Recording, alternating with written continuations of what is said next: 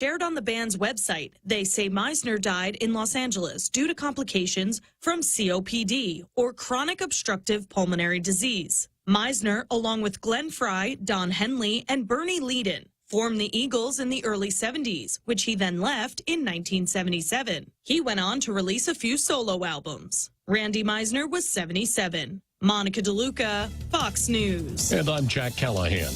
This is Fox News. Typhoon? We don't need no stinking typhoon. Instead, what we need is a typhoon recovery loan. And we have that. Up to $10,000 and an interest rate as low as 6.85%. $10,000, APR as low as 6.85. Apply in person or online at bankpacific.com. And let us be your partner in our recovery. Bank Pacific. Rosebud branches, replace roofs.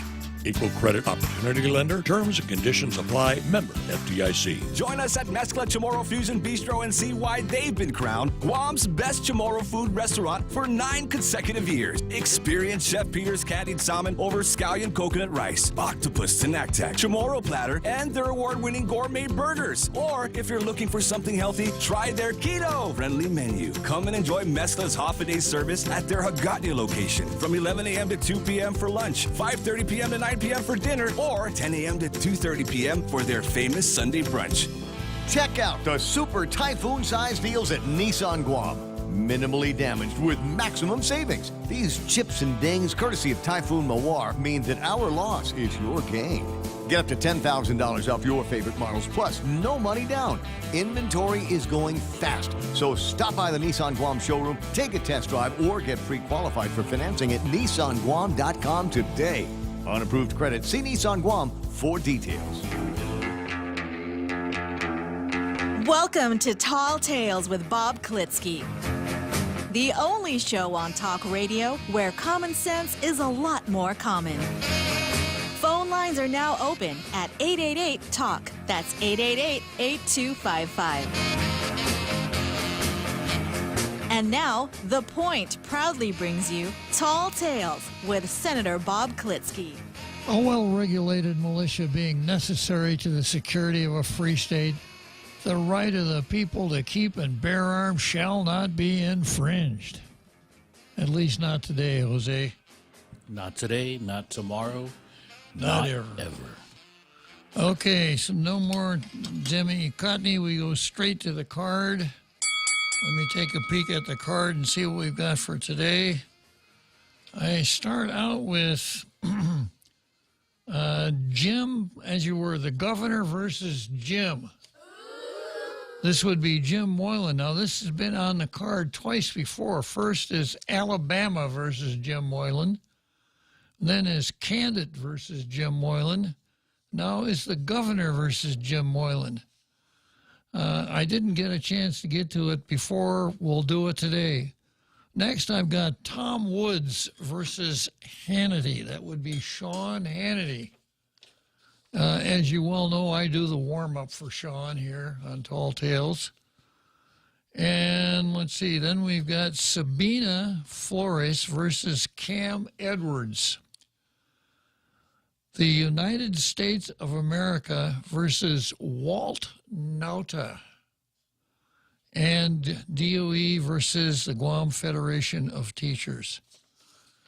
I see somebody trying to get into the green room already. Before I even get into the card, false alarm. Okay, so we jump into the card here. And starting out with the public law part of the card, pretty interesting item here. Senator Won't Parkinson announces that on Tuesday, August 1st, he's going to have an oversight hearing. Now, when Won't Parkinson advertises an oversight hearing, this is what I thought it meant. I thought he was going to explain how he could have screwed up so badly as to introduce that bill that made destroying public government property after a storm a felony, when actually that bill was already on. I remember it was a Ray Tenorio bill back in the 28th crimes against the community. And if you committed a crime involving property of the government of Guam, there was a sentence enhancement. So that game had already been played. It was already covered. But Walt Parkinson came along and did something kind of like the same thing. And one of the critics said it actually took away from Tenorio's bill, lessened the penalty. So I thought maybe that's what he meant by oversight. The oversight was he forgot to see what the law was before he introduced his bill. And unfortunately, this is a common mistake, especially among the rookies. Chris Barnett is a prime example. They think, I've got a great idea for a bill. So they'll sit down and they'll start it out with once upon a time, and they'll write their bill without taking into consideration what the state of the law is already. And they wind up getting like Walt Parkinson here, looking stupid in the process. So tip for scriveners out there, if you're going to draft a bill, when you get the idea, the first thing you do is see what subject matters it's going to cover, and then go into the code and find out if there's already law in that area. And if there is, and it doesn't cover what you want, then perhaps your avenue of approach would be to amend existing law as opposed to do a start over from scratch. And I mentioned malfunction there because, that the Every Child Act has been on the books since 2005. But that wasn't good enough for him. He had to start from scratch.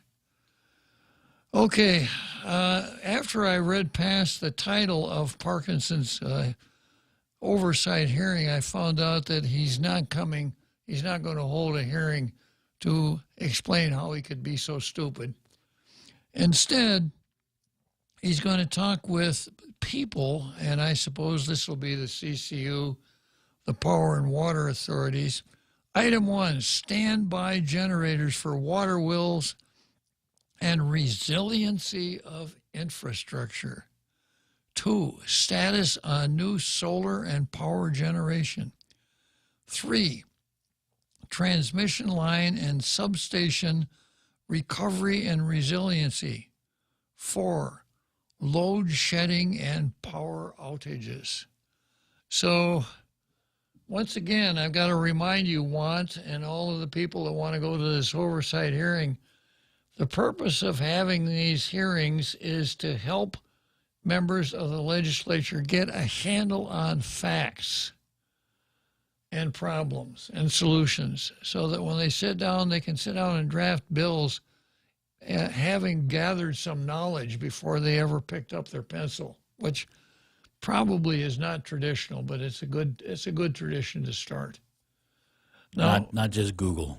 So often many senators see, there's going to be an oversight hearing. This will be a good opportunity for me to get some earned media because I'm going to really give the director of the water authority what for. We didn't have water in my neighborhood until 4 weeks after the typhoon.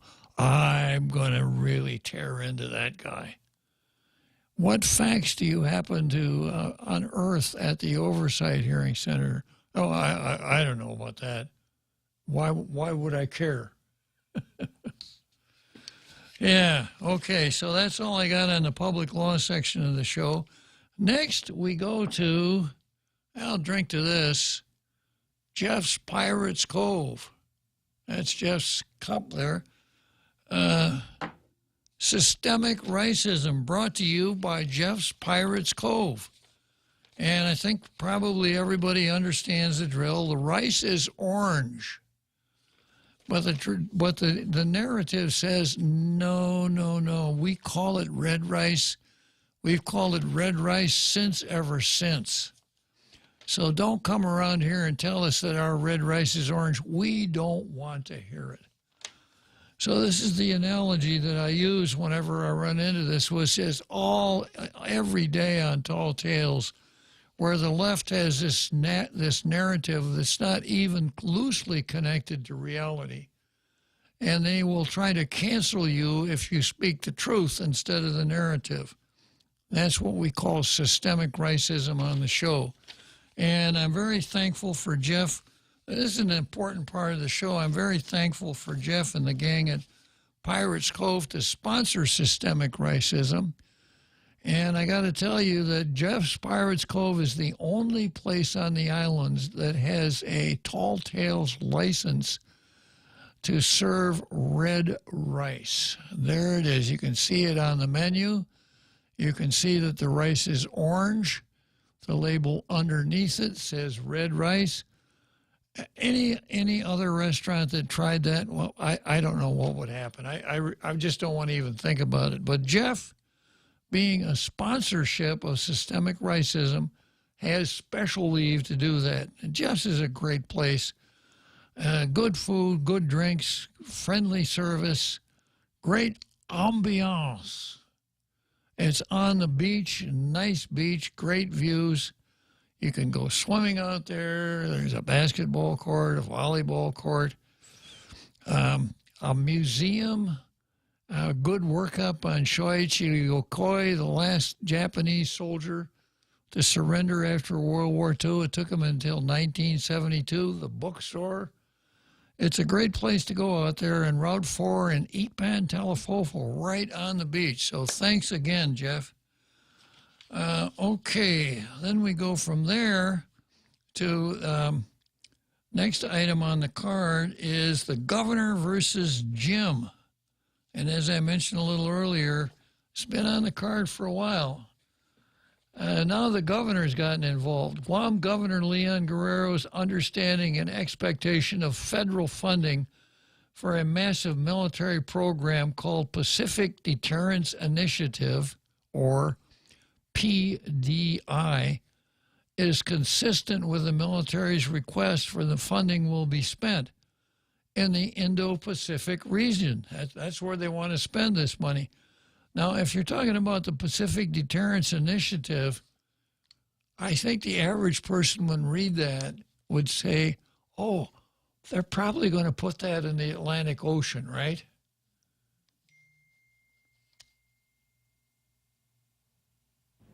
No, wrong. Wrong. Yeah. The legislature the governor was not aware of the addition of Section 366. You only needed to change one digit there, and it would have been quite appropriate, Jose. It could have changed it to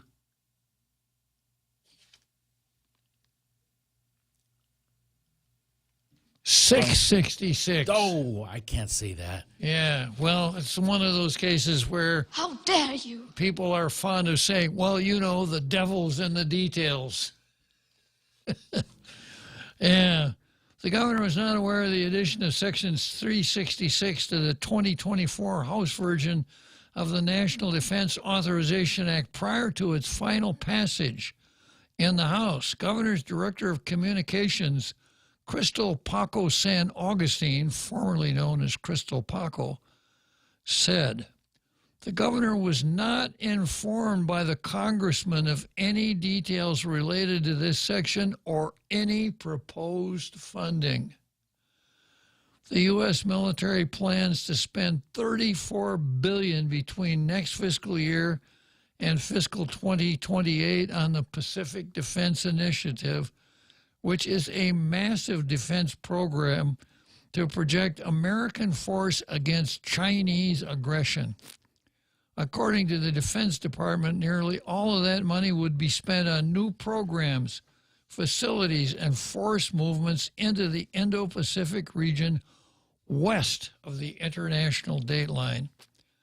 The president submitted a $9.1 billion budget request for the first year of that 5-year funding program. The request is set to be authorized in fiscal 2024 National Defense Authorization Act, which passed the House of Representatives July 14 and awaits passage in the Senate.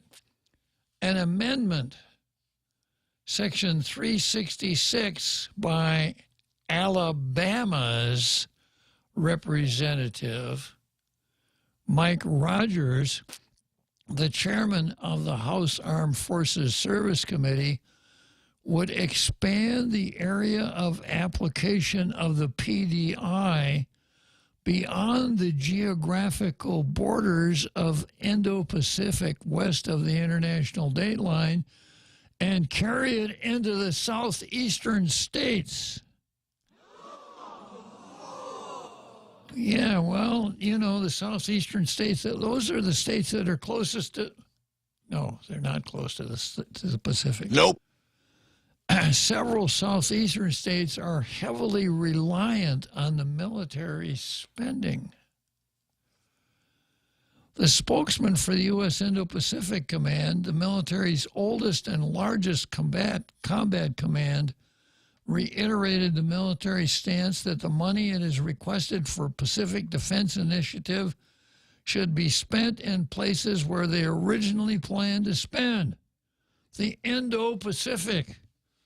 Hey, Jim, Indo-Pacific, not Alabama.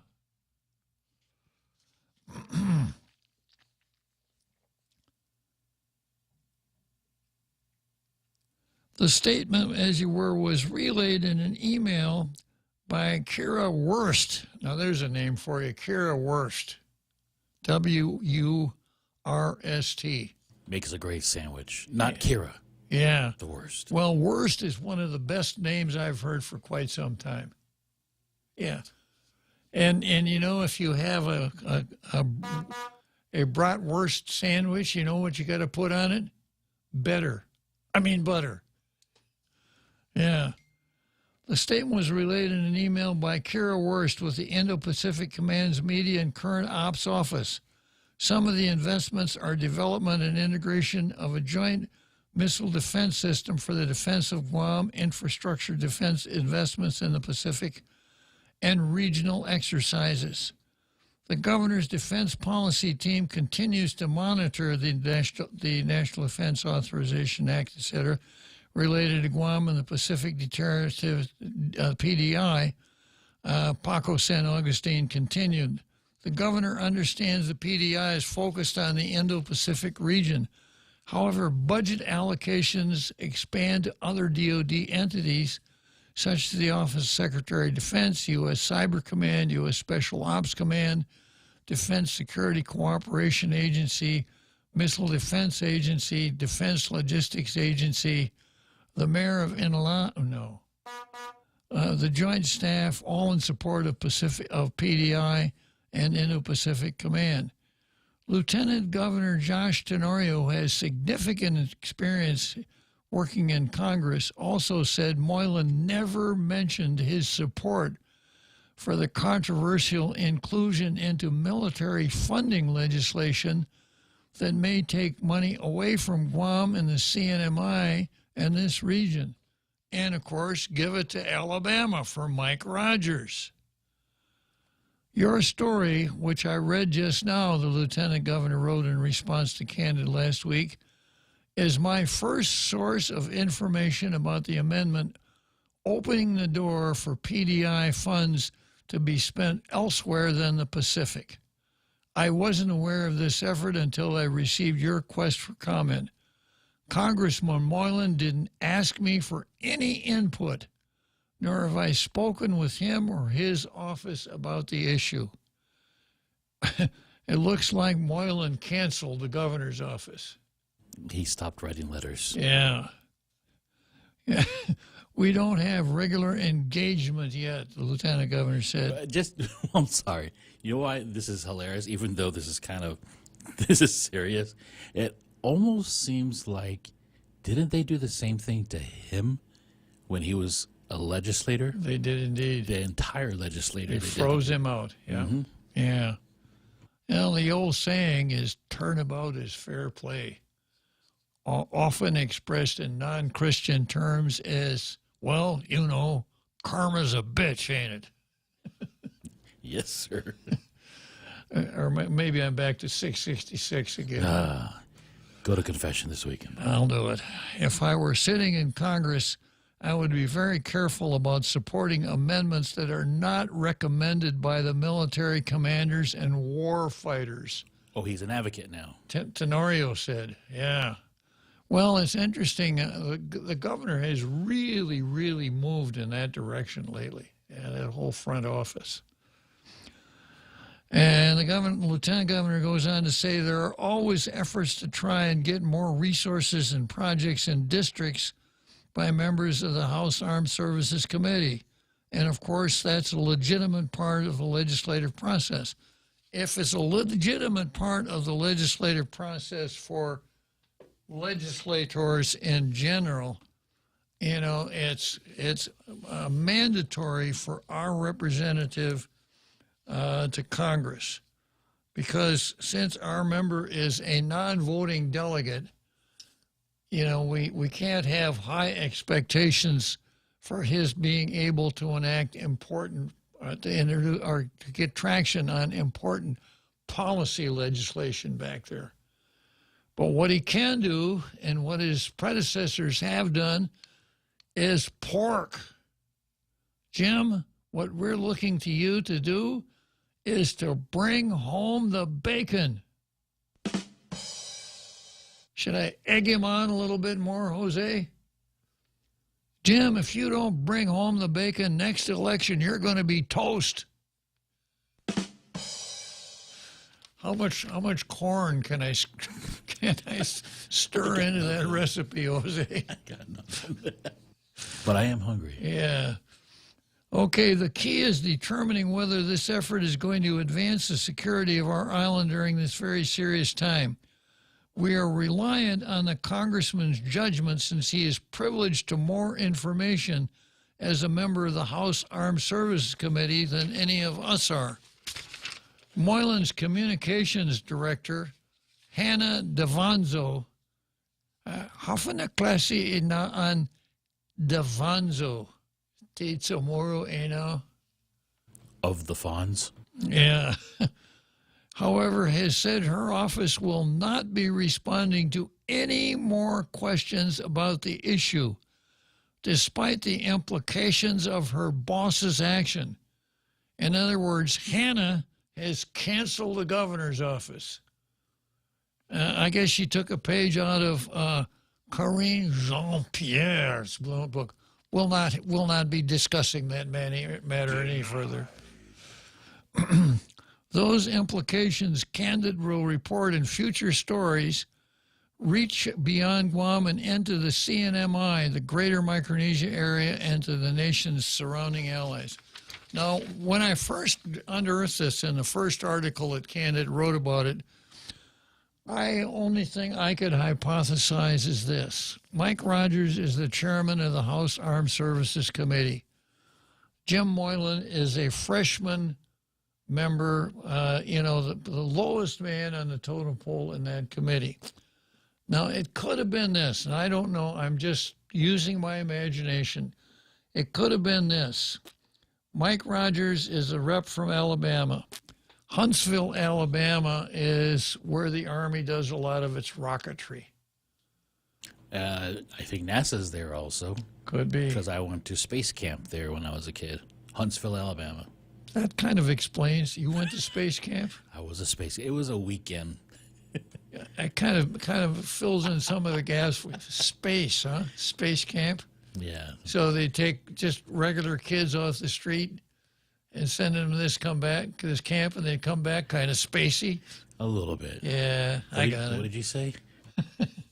Yeah, so Huntsville is the kind of the rocket center for the Army, and of course, like everybody else, Mike Rogers is looking for pork barrel, and this will give him bragging rights in all of the newspapers in Alabama. But it may be that he thinks he's going to have a little difficulty getting his committee to support that item when it comes to a committee vote. If he can't get a good committee vote out of it, that they don't do potential items in the United States Congress. His bill's not going to go anywhere. So it may be close enough that Mike Rogers, in the cloakroom at the House, sees Jim and Bobby come strolling in, and he says, "Hey, Bobby, come over here. Bobby goes over and he gets right up next to Bobby's ear and he says, if your representative can back me on this amendment 366, I will remember it.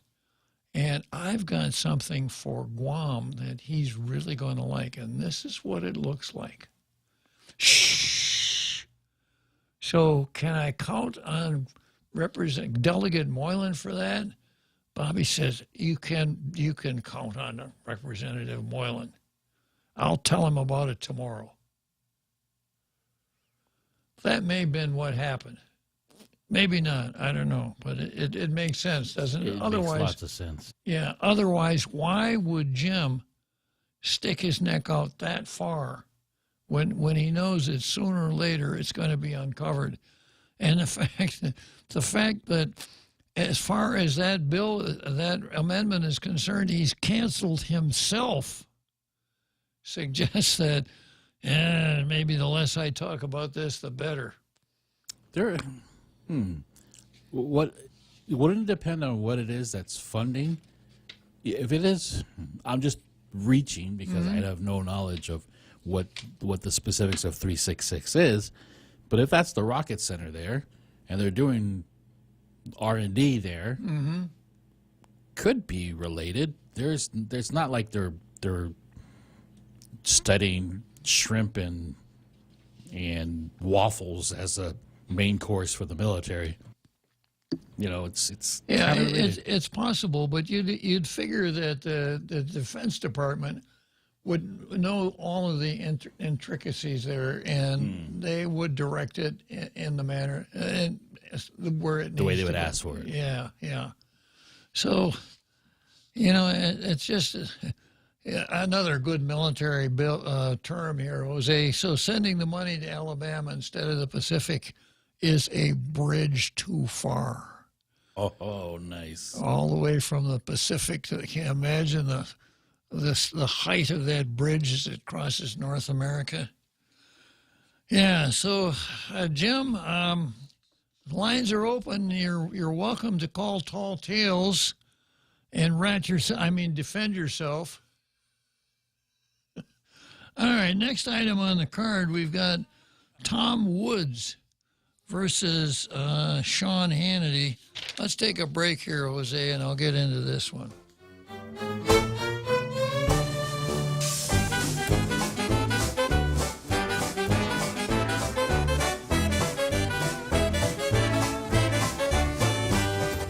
Day. This is Clara Manglona from Security Title with an important warning. Wire fraud is real, and home buyers and sellers are one of the biggest targets, even on Guam. When sending money by wire transfer, be sure to confirm the wire instructions by phone, not email.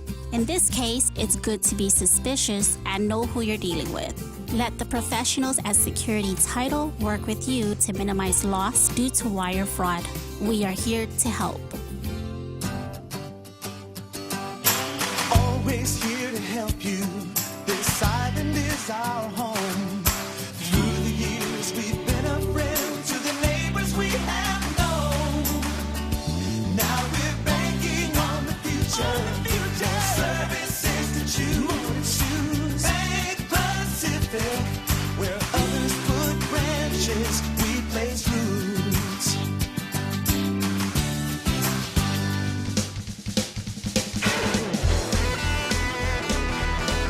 Now, back to Tall Tales with Bob Klitzkie, the one radio show politicians don't want you to listen to.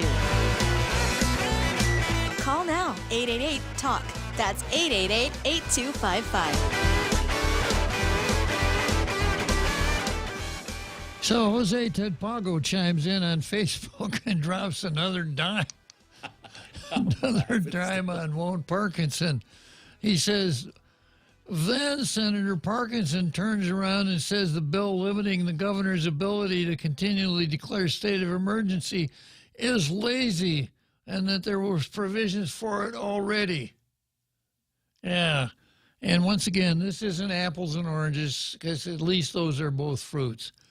The law as it exists says that the legislature has to introduce a resolution, etc., and And Chris's bill picks up on that. It is the distant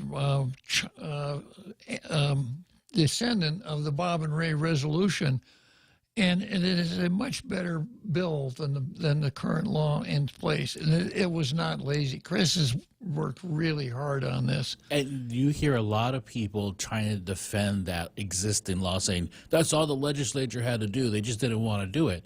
And I wouldn't want them to do it either, because it completely stops the conversation, completely dismisses the health emergency, and there's no discussion. Exactly. So with Chris's bill, if it's worth doing and there's good reason to do it, she can explain it to us every month. That's the way it should be. Yeah. Let's see. I had another good post here, too. The one that made me laugh, Bob, is another Jose Tobago classic. Okay. Mike Rogers showed Jim Moylan a picture of his granddad, Buck Rogers. That's the one, yeah. Buck Rogers, yeah. No, for sure you younger fellas wouldn't remember that, but in the early days of television, there was a show called Buck Rogers in the 21st Century.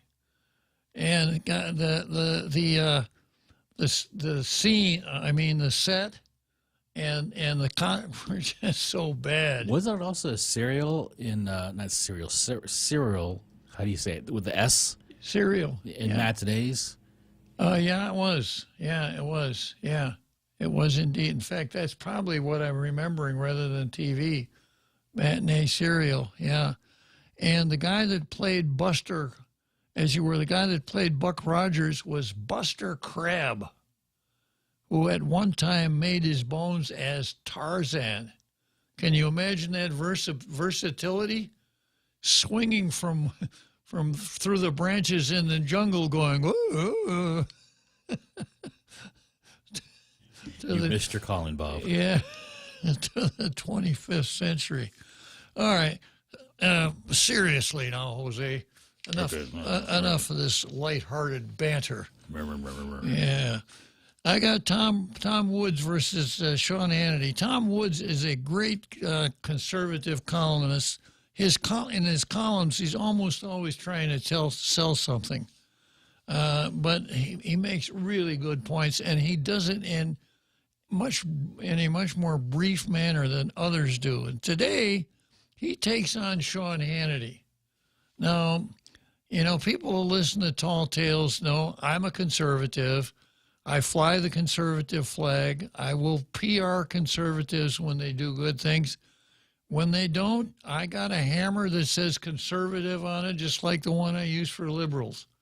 I'm not going to tell you that I call balls and strikes, but when the pitcher hits the batter with the ball, I don't care which team he's playing for. So here goes Tom Woods.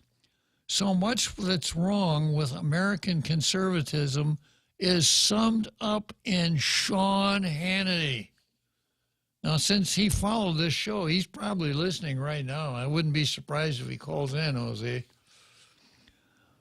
The man has no curiosity, which, as you know, if you're a tailgater, to me is an extremely serious sin, not having curiosity if you have any kind of channel to communicate with the public, like our newspaper reporters.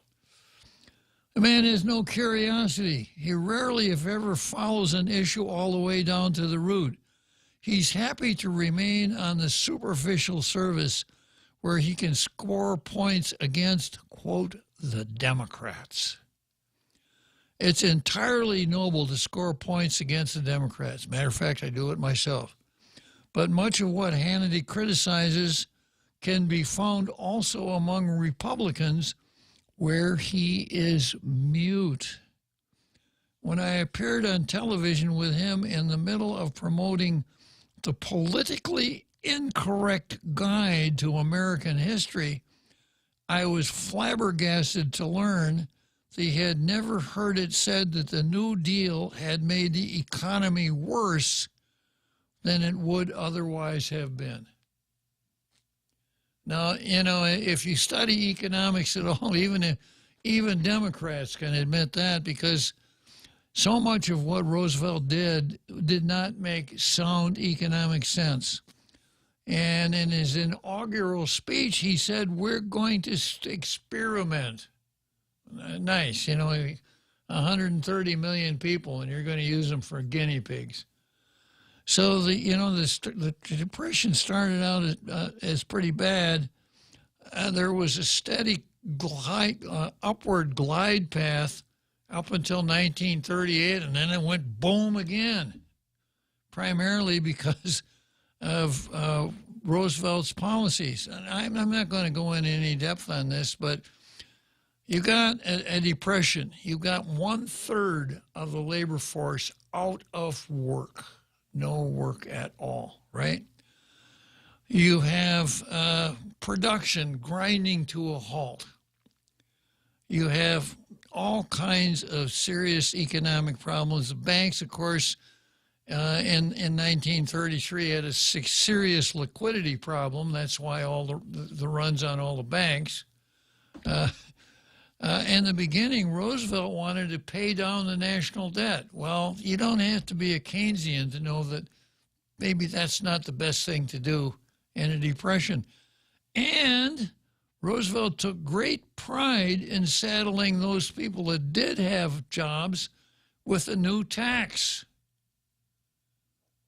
You know the name of the tax? It was called Social Security. Okay, now the actual tax is called FICA, Federal Income Contributions Act, FICA. And you won't find in Article 1, Section 8 any explicit permission for the government to establish a retirement program. That just isn't there. But there is a section that people who live in the territories are very familiar with, talking about the taxing power, right? So you can use the taxing power, and this is where I think the founders made a mistake. They should have tied the taxing power to the rest of the items in Article 1, Section 8. Said you can raise and spend taxes for all of the enumerated powers, but that's it. But they didn't. The Congress shall have the power to lay and collect taxes, duties, imposts, excises to pay the debts, and provide for the common defense and general welfare of the United States. But here's the part that we're all familiar with, Jose. But duties, imposts, and excises shall be uniform throughout the United States. First paragraph of Article 1, Section 8. So the Social Security created a tax so that every worker had to pay this tax. Well, you don't enact taxes when you got high unemployment. That's just not very sound economics. But then, of course, the Democrats, yeah, but look at how it helped people in their old age. Well, when it passed in 1935, when did the first annuity actually draw?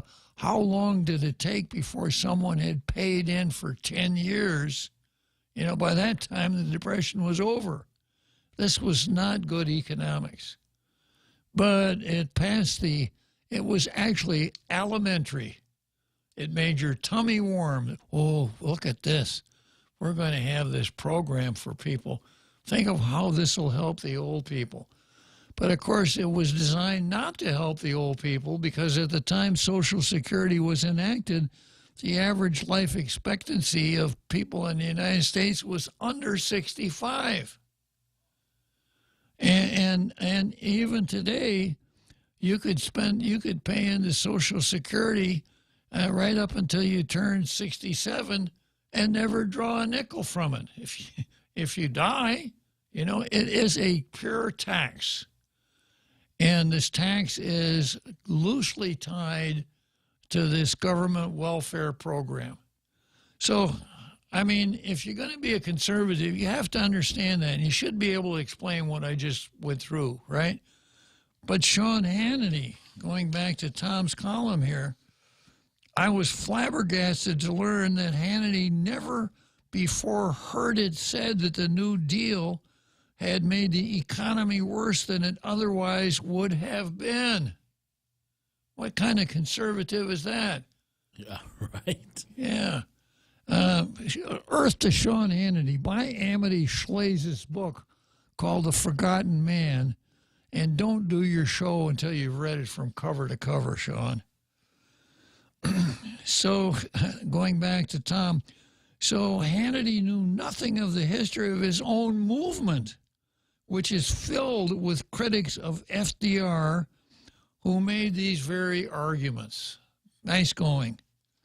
So when I saw that he had recently interviewed RFK Jr., I knew he must have come out second best. In other words, RFK Jr. took Hannity to the woodshed. I correctly predicted he would show up with standard talking points and RFK would know the actual story. I suspect that RFK probably looks at Facebook or YouTube and watches Tall Tales every night if he knows the actual story, right? Sounds like it. Yeah. When it came to Ukraine, it was the usual from Sean. I think Putin's a bad guy. Why do you trust him? Nonsense that would insult a second grader. RFK explained that key American diplomats, including George Kennan, and the diplomatic circus, George Kennan may be the best foreign policy guy that we've ever had. To me, he trumps Ziggy, Mika's dad, Zbigniew Brzezinski, and also Nixon's guru. What the hell was his name? Forgot his name again. You know who I mean, Jose. He's still alive. Yeah. German name, right? Yeah.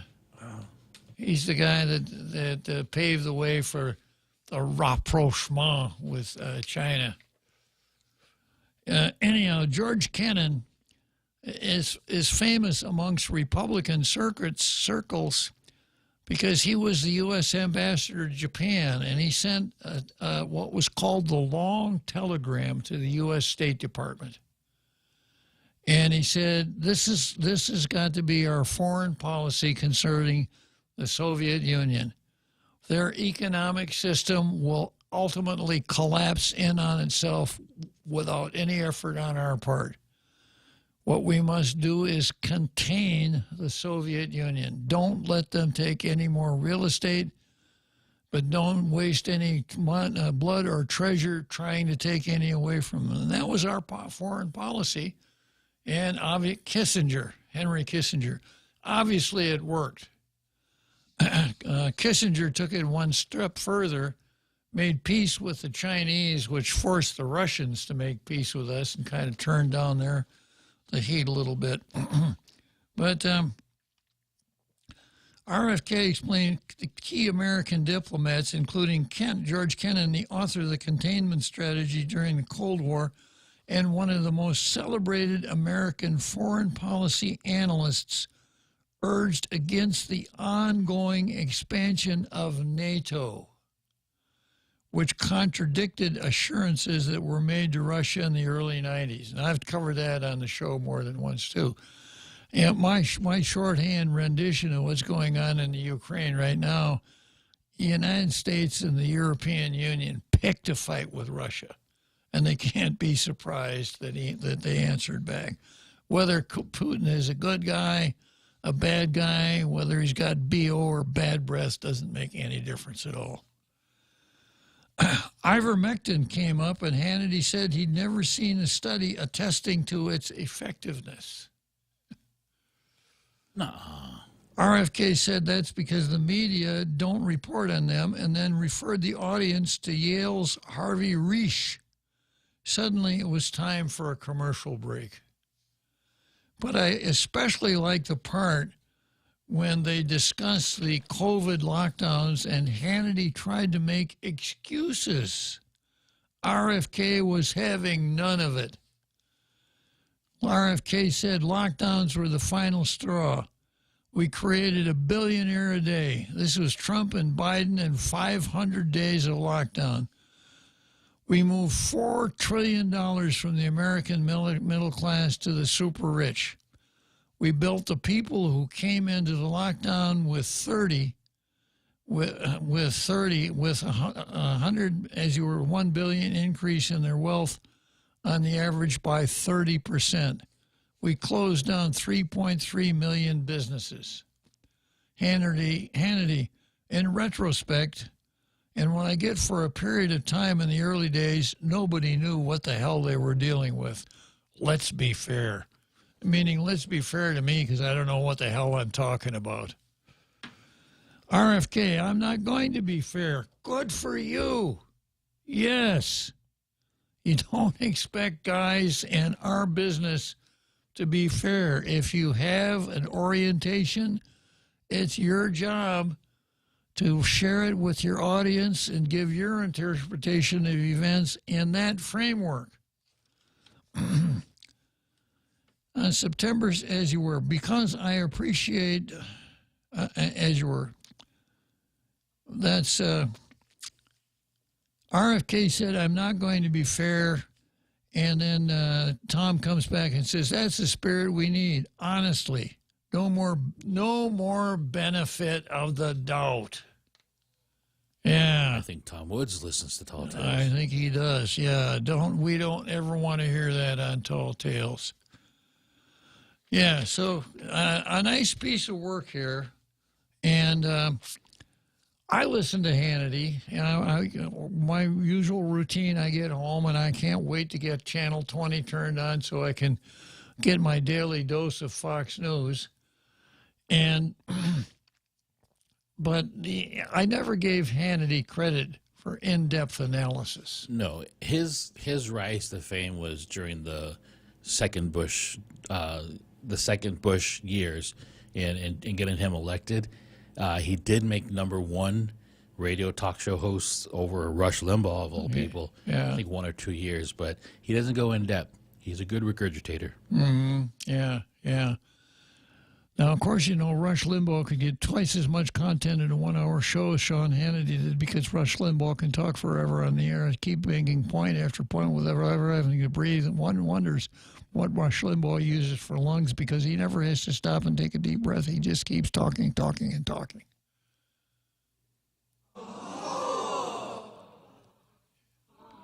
I don't know if I've ever mentioned this before, but I read one analysis of Rush's success. And that was part of it, what I just demonstrated. Because Rush noticed that FM was driving AM off the air. Nobody wants to listen to music on AM, right? The fidelity's not there. So he sees this big hole in the airwaves and figures a properly conducted talk show will be a really good news for AM radio.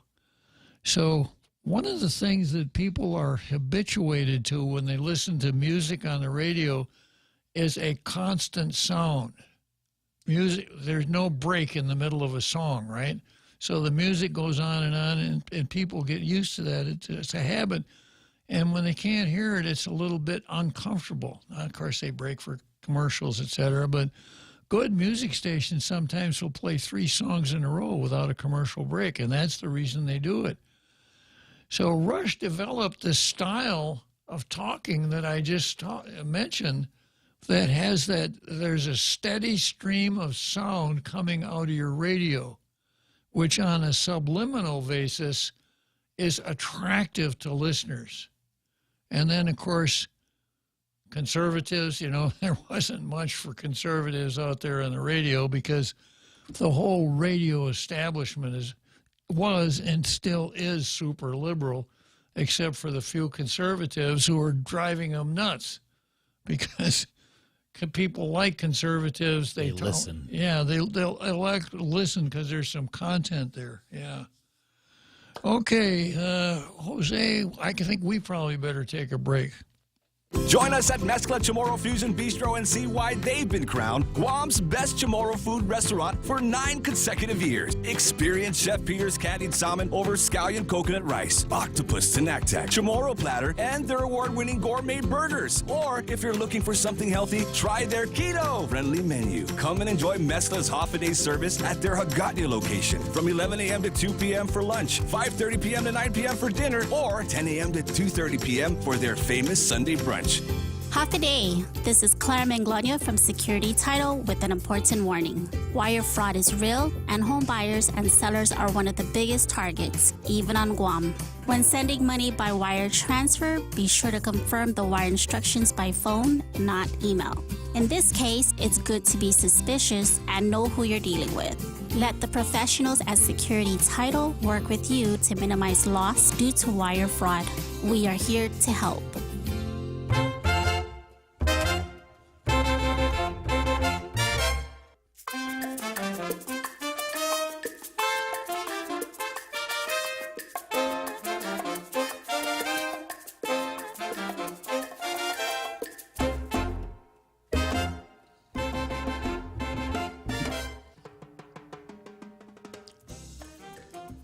Okay, next item on the card is Sabina versus Cam Edwards. Now, it might take a couple of seconds for you to figure out how I put this pair together on the card, but here it goes. A 14-year-old and his 18-year-old cousin were arrested in Brandon, Florida. I didn't make that up. Brandon, Florida. I'm surprised that the governor of Florida didn't censor the name of that town. Let's go, Brandon. Yeah, can you imagine what the chatter in Brandon, Florida must be like every day? Yeah, where are you from? Where in Florida are you from? Brandon. Well, you too. Yeah. Yeah, were arrested in Brandon, Florida this week after an elementary school principal reported to police that 2 men were on campus and one of them was armed with what appeared to be a rifle. Remember, it's Sabina versus Cam Edwards.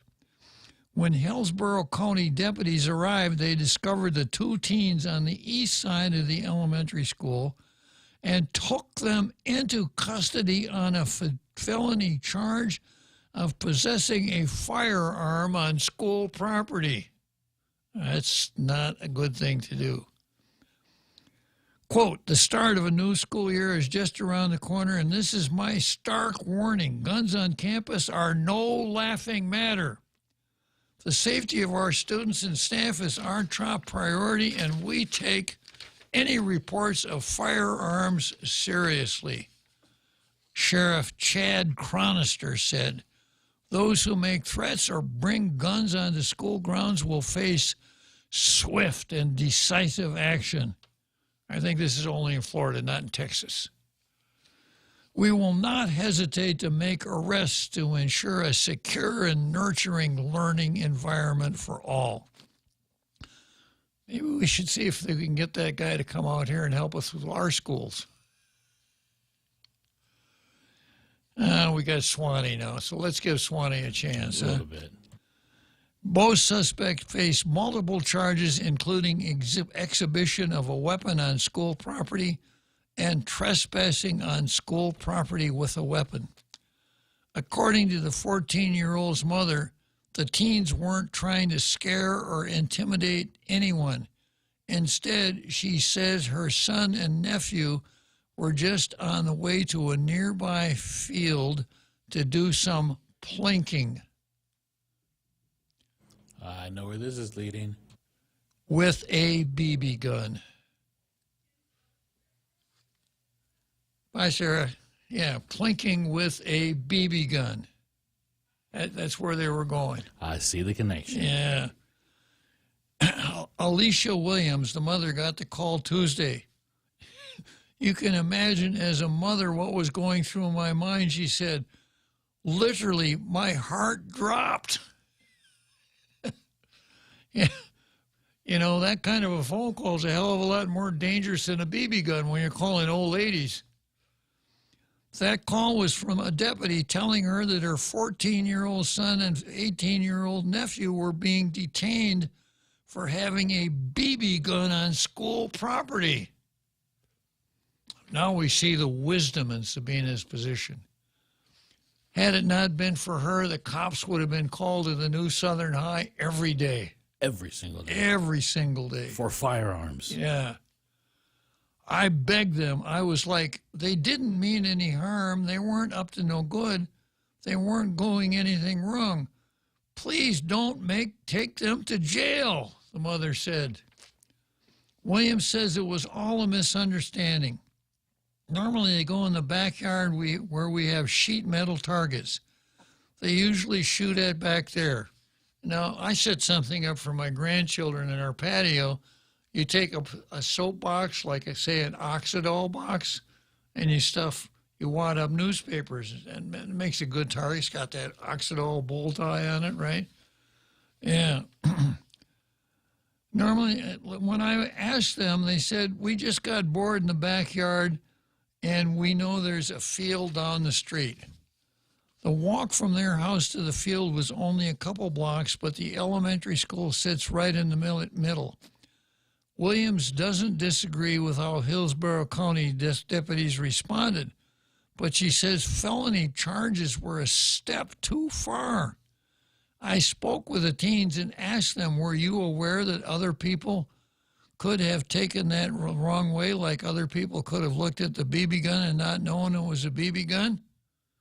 And, you know, there's this person, the mother said, there's this person named Sabina Paris from Guam who doesn't know the difference between a BB gun and an AR-15, among other knowledge shortfalls. The mother said it didn't dawn on the kids. I don't disagree with how the deputies responded either. If they get a call about a guy with a gun on campus, I think we'd all expect a major police response. But once it was determined that the teens posed no threat and the firearm wasn't actually a firearm, was an arrest on felony charges really necessary? Given the WFLA TV reports, the teens appear to have a strong defense. Of course they've got a strong defense. The teens tell 8 on Our Side, that's a TV station, the only time they stepped off the sidewalk passing the school, public property. This article doesn't mention it, but since they were in Hillsborough County, that's Tampa, I don't think they crossed any state lines with their BB gun. Which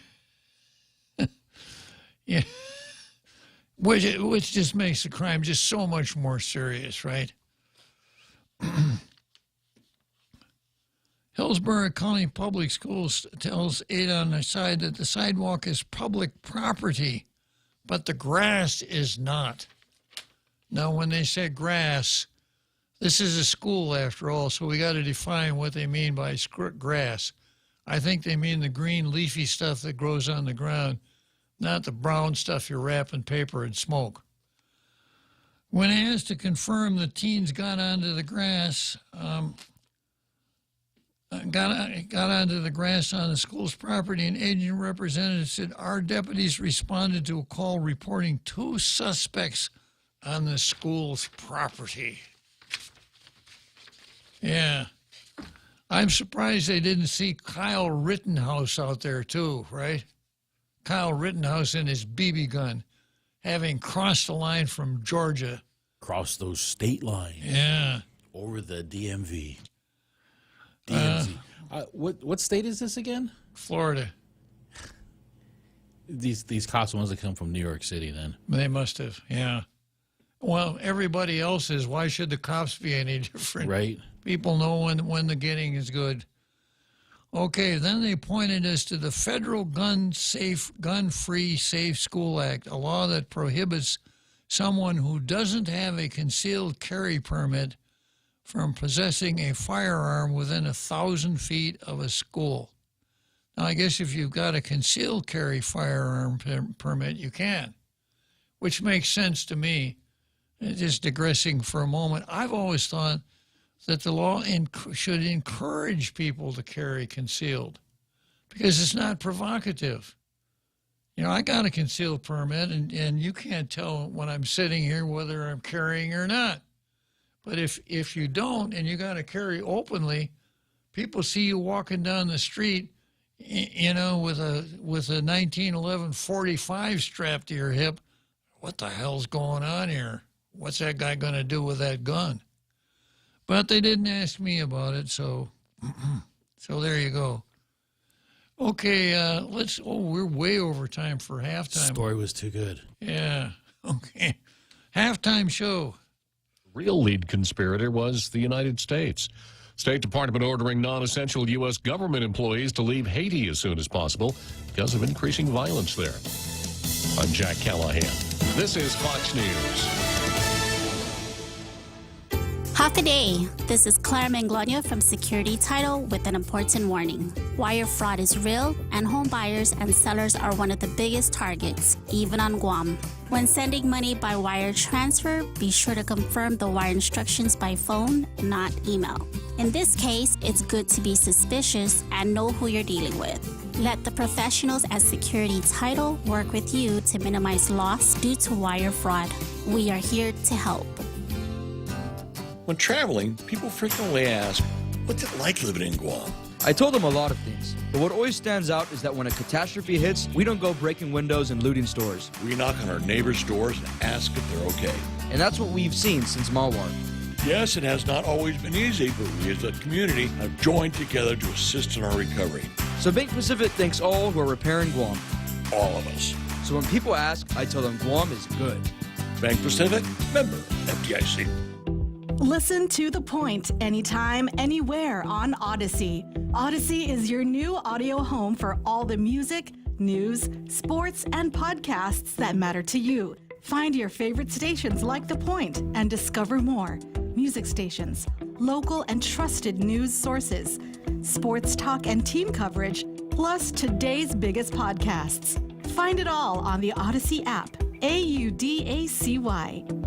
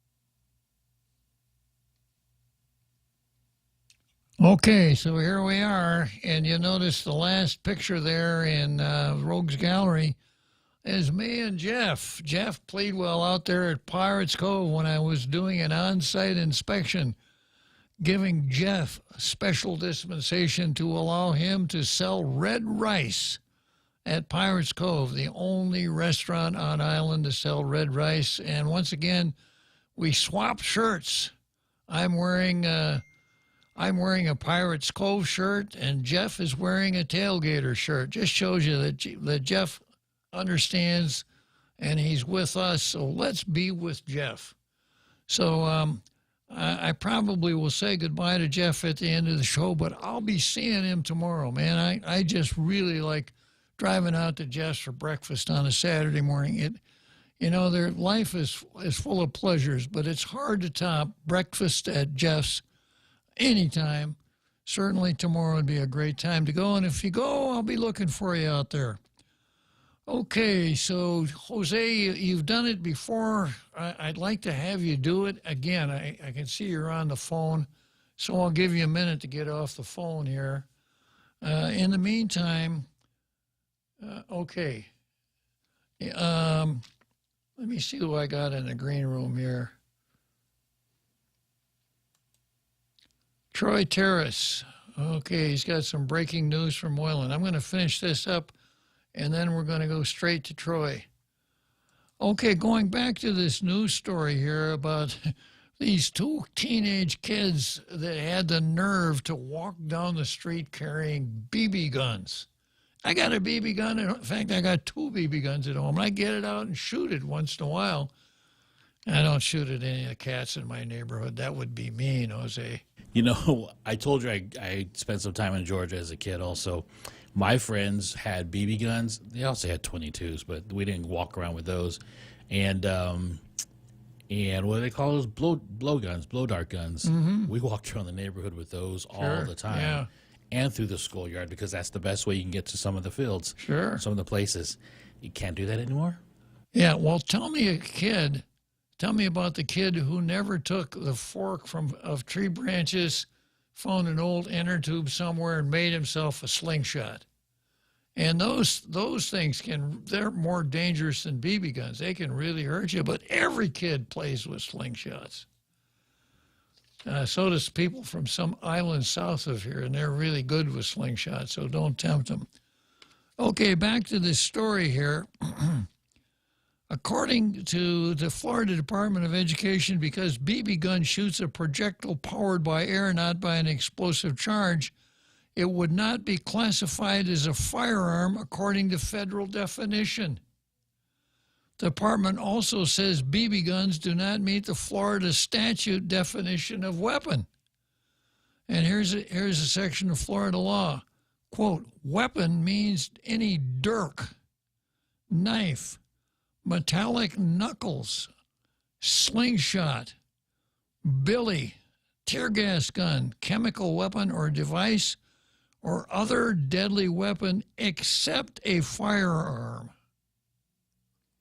Because it has its own special definition, right? Or a common pocket knife, plastic knife, or blunt-bladed table knife. Now, you know why they accepted common pocket knives from weapons? I think the United States Department of State leaned on the Florida legislature and said, please don't make pocket knives illegal, because if you do, we're going to have a real time with our diplomatic relations with Switzerland. You saw that coming, didn't you, Jose? Absolutely. Yeah. Did the teens know something? Did the teens do something dumb? Absolutely. Well, they're teenagers. What the hell? It's part of their job description. Even a 14-year-old should know that bringing a BB gun that resembles a rifle anywhere near the grounds of an elementary school is likely to lead to some frantic and frightened phone calls to police. Is that worthy of arrest or felony charges? This is one of those situations where a stern warning should suffice without the need to haul these kids into the criminal justice system for what was ultimately a dumb mistake and a lack of awareness, not any real criminal intent. It mentioned a dumb mistake. I thought maybe we're back to Walt Parkinson. Anyhow, whether or not the Hillsborough County State Attorney agrees is still an open question, but I think it would be an injustice to bring these felony charges forward.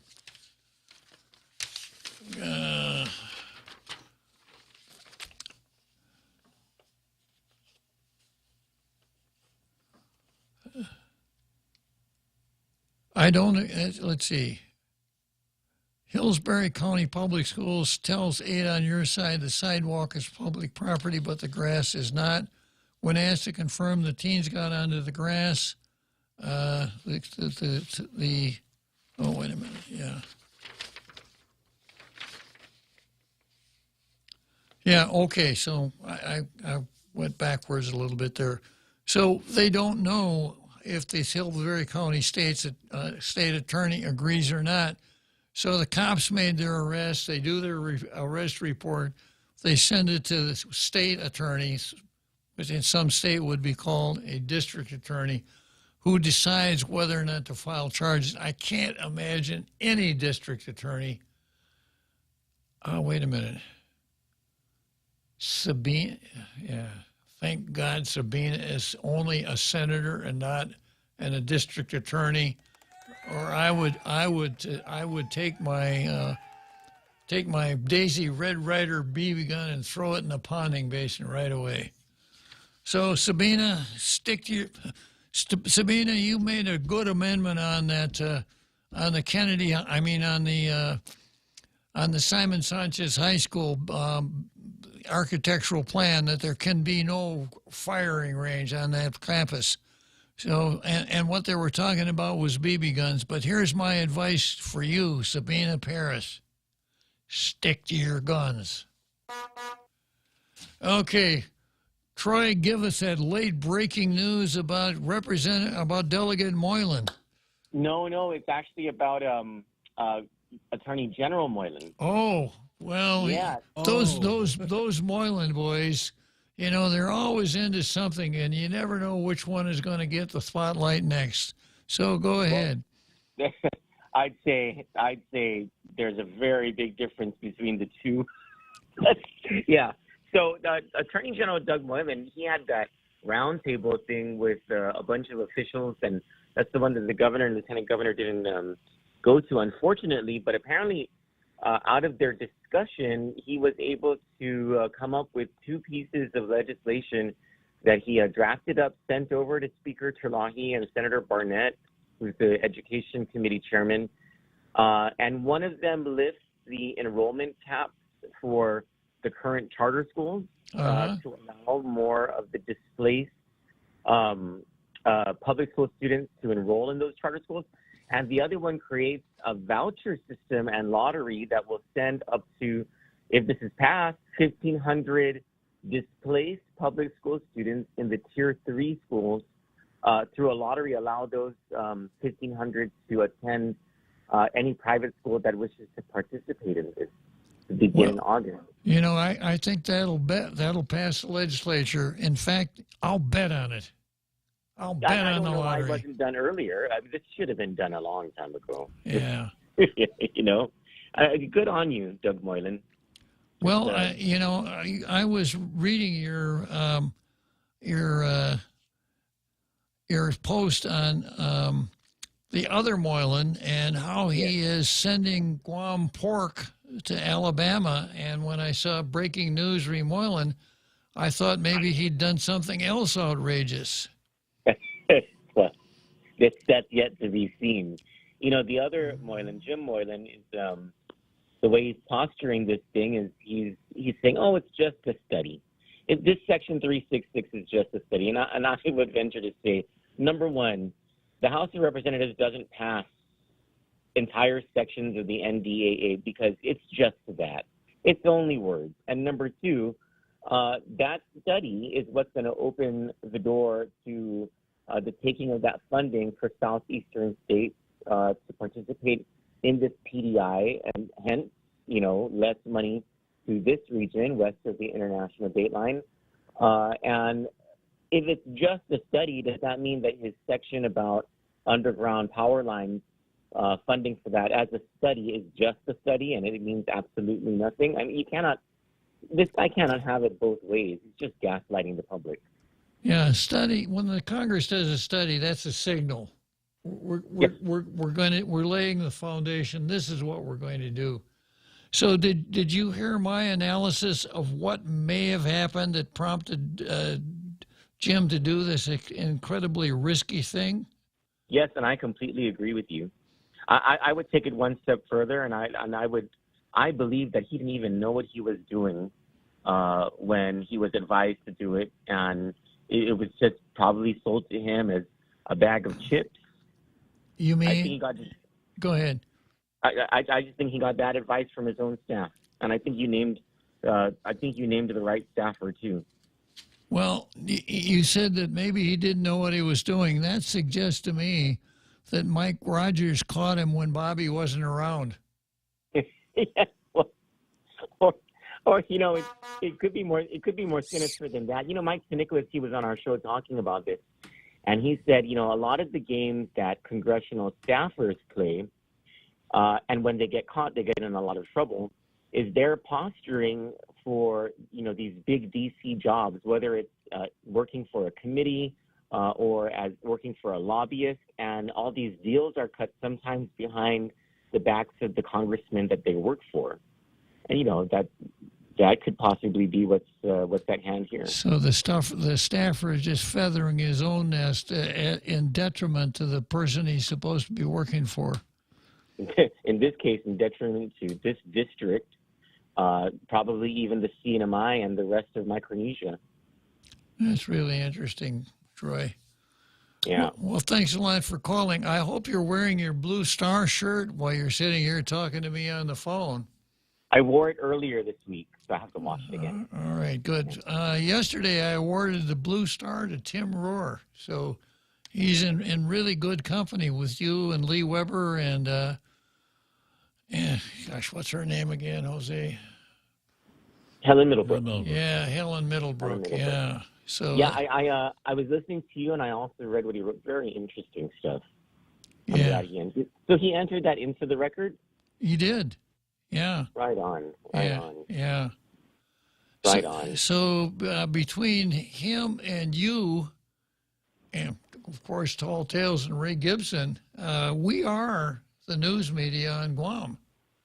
That's cool. The paper doesn't even, the Daily News isn't even a paper anymore. And the Post does a pretty good job, but just like Tom Wood said, they lack curiosity. They'll take anything a government official tells them and not even look at the fine print. Unlike you, I think you've got this magic tool that looks like a pencil on one end and a shovel on the other end. I think it was a New York Times essay that I read about what's going on in journalism throughout the country, and it's the shrinking of the newsroom, right? The fewer resources that there are, and how everyone's just kind of inundated. And it becomes, the temptation is when you see a news release from the government, when you have all this other stuff to do, the temptation is you just take the news release at face value. Now, don't get me wrong. There are some things that we do just, if the government puts out something like, this many tax returns came out, we'll just republish the news release and attribute it as a news release from the government.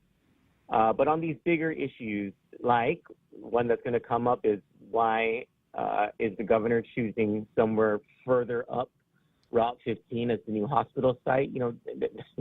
That requires a whole lot of research and digging around. Yeah. Or when the Attorney General finally takes the elevator up to the 19th floor. I'm really hoping something's going on with that. I hope no statutes of limits have expired. I hope we're going to hear something about that soon. Me too. Yeah. Me too. Well, God bless you, Bob and Jose and everyone, all of my fellow tailgaters, and you have a wonderful weekend, and peace be with you. It's always a pleasure to talk to you, Troy. Keep up the good work. Thank you, Bob. Thank you. Okay. That's that. Yeah, the legendary Troy Torres, who started Candid News and completely changed the fabric of the news business here on the island. I should have kept a scorecard of how many times Troy broke the story, and 3 days later the Daily News and or the Post pick it up. That could have been the beginning of the dismantling of the legacy media here on Guam. Could very well have How been. you keep up with someone who's doing better than you is not established. And you don't even need to pay a dollar for it. Yeah. It's a really good point, Jose. Okay, let's see what I got next on the card here. I guess we'll go to Wrigley Field, Jose. Always here to help you. This island is our home. Through the years, we've been a friend to the neighbors we have known. Now we're banking on the future. Services to choose. Bank Pacific, where others put branches, we place roots.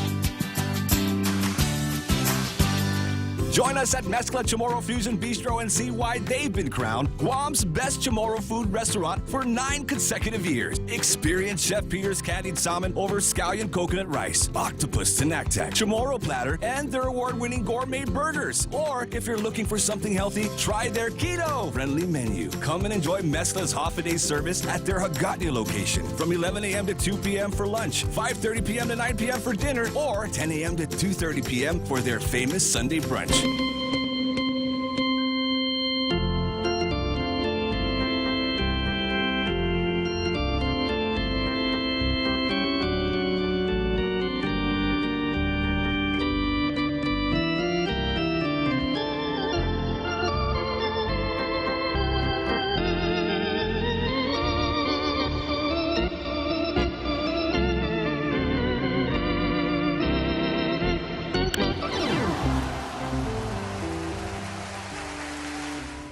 So next on the card is the United States versus Walt Nauta.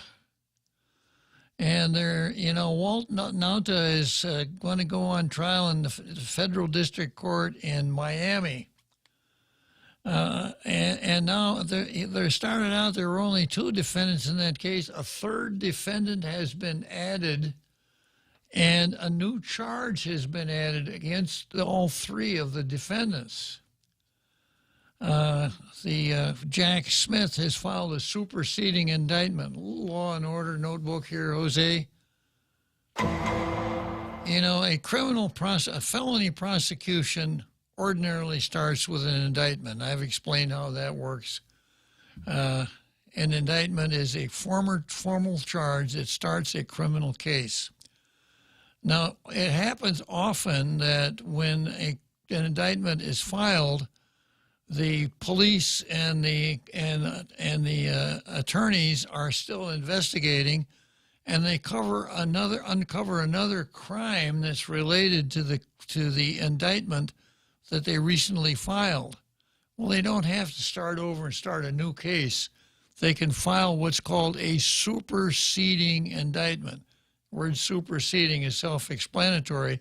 Well, what it means is the new indictment takes the place of the old one. It incorporates the charges from the old one, and that adds in new charges or new defendants or new charges and new defendants. So in that case, the Walt Nauta case in Miami now has 3 co-defendants. And I'll give you some of the details. A grand jury in the Southern District of Florida has charged a new count of willful retention of national defense information in the case related to handling of classified documents. The new charge stems from top secret presentation by one of the co-defendants, as he waived top secret documents at aides at his Bedminster, New Jersey resort. A new defendant was added to the indictment, and added the indictment against one of the defendants and Walt Nauta. The new defendant is Carlos de Oliveira, more than likely someone of the Cuban persuasion, since this is Miami, right? Carlos was added to the obstruction conspiracy charged in the original indictment. The superseding indictment charges the 3 defendants with 2 new obstruction counts, based on allegations that they tried to delete surveillance video footage at the Mar-a-Lago residence last summer. tried to delete surveillance video footage.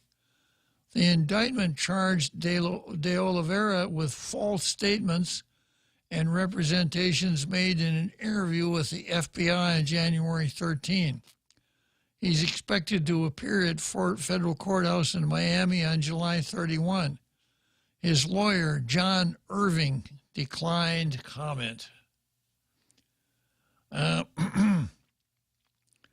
The original indictment charged 36 counts, including 30 violations of the Espionage Act, over allegations of withholding documents related to national security. It also charged Nauta with making Walt Nauta with making false statements and conspiring to obstruct justice.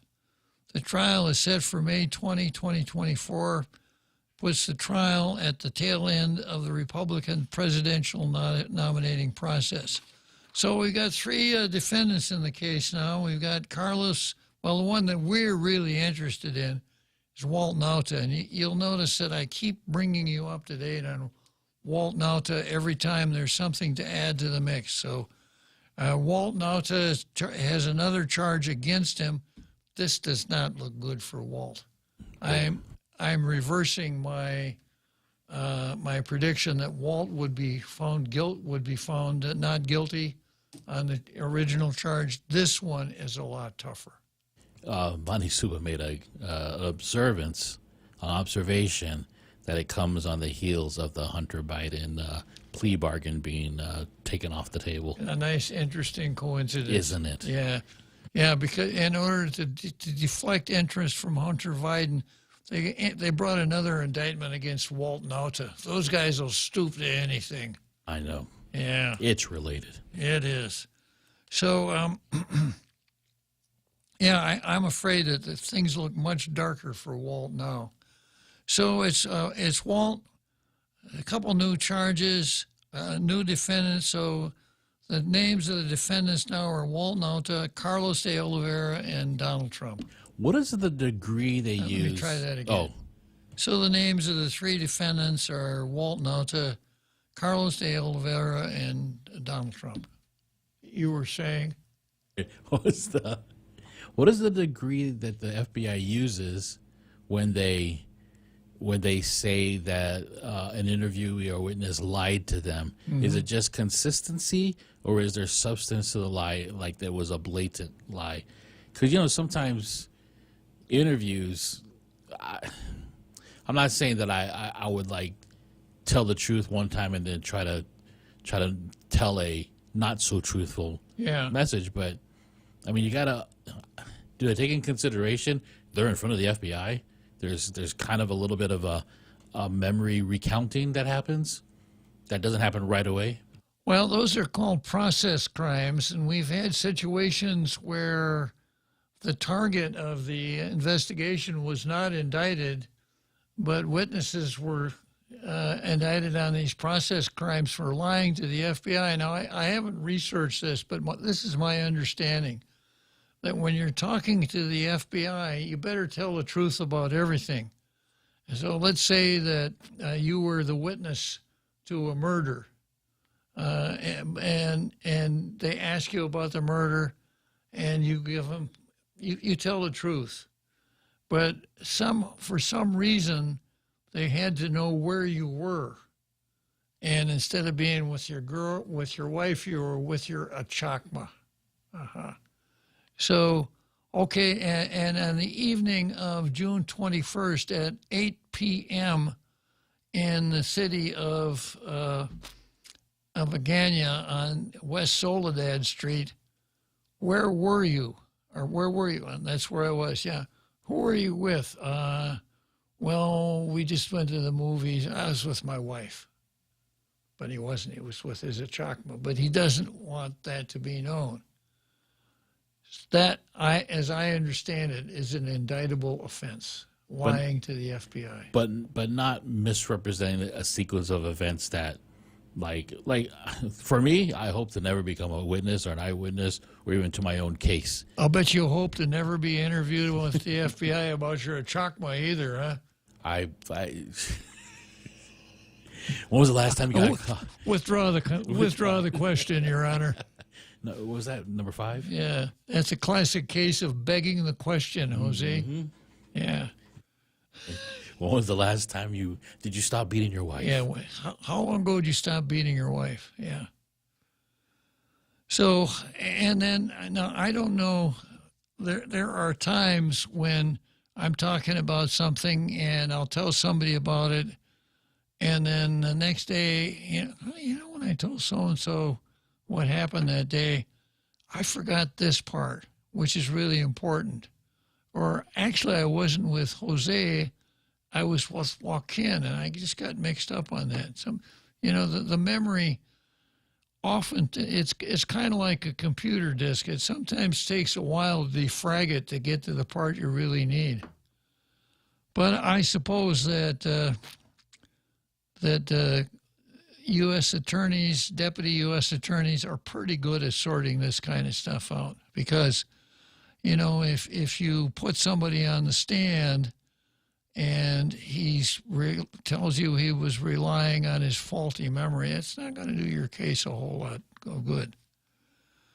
Okay, let's see. We've been to Churchill. We've been to Wrigley. We haven't been to Churchill yet.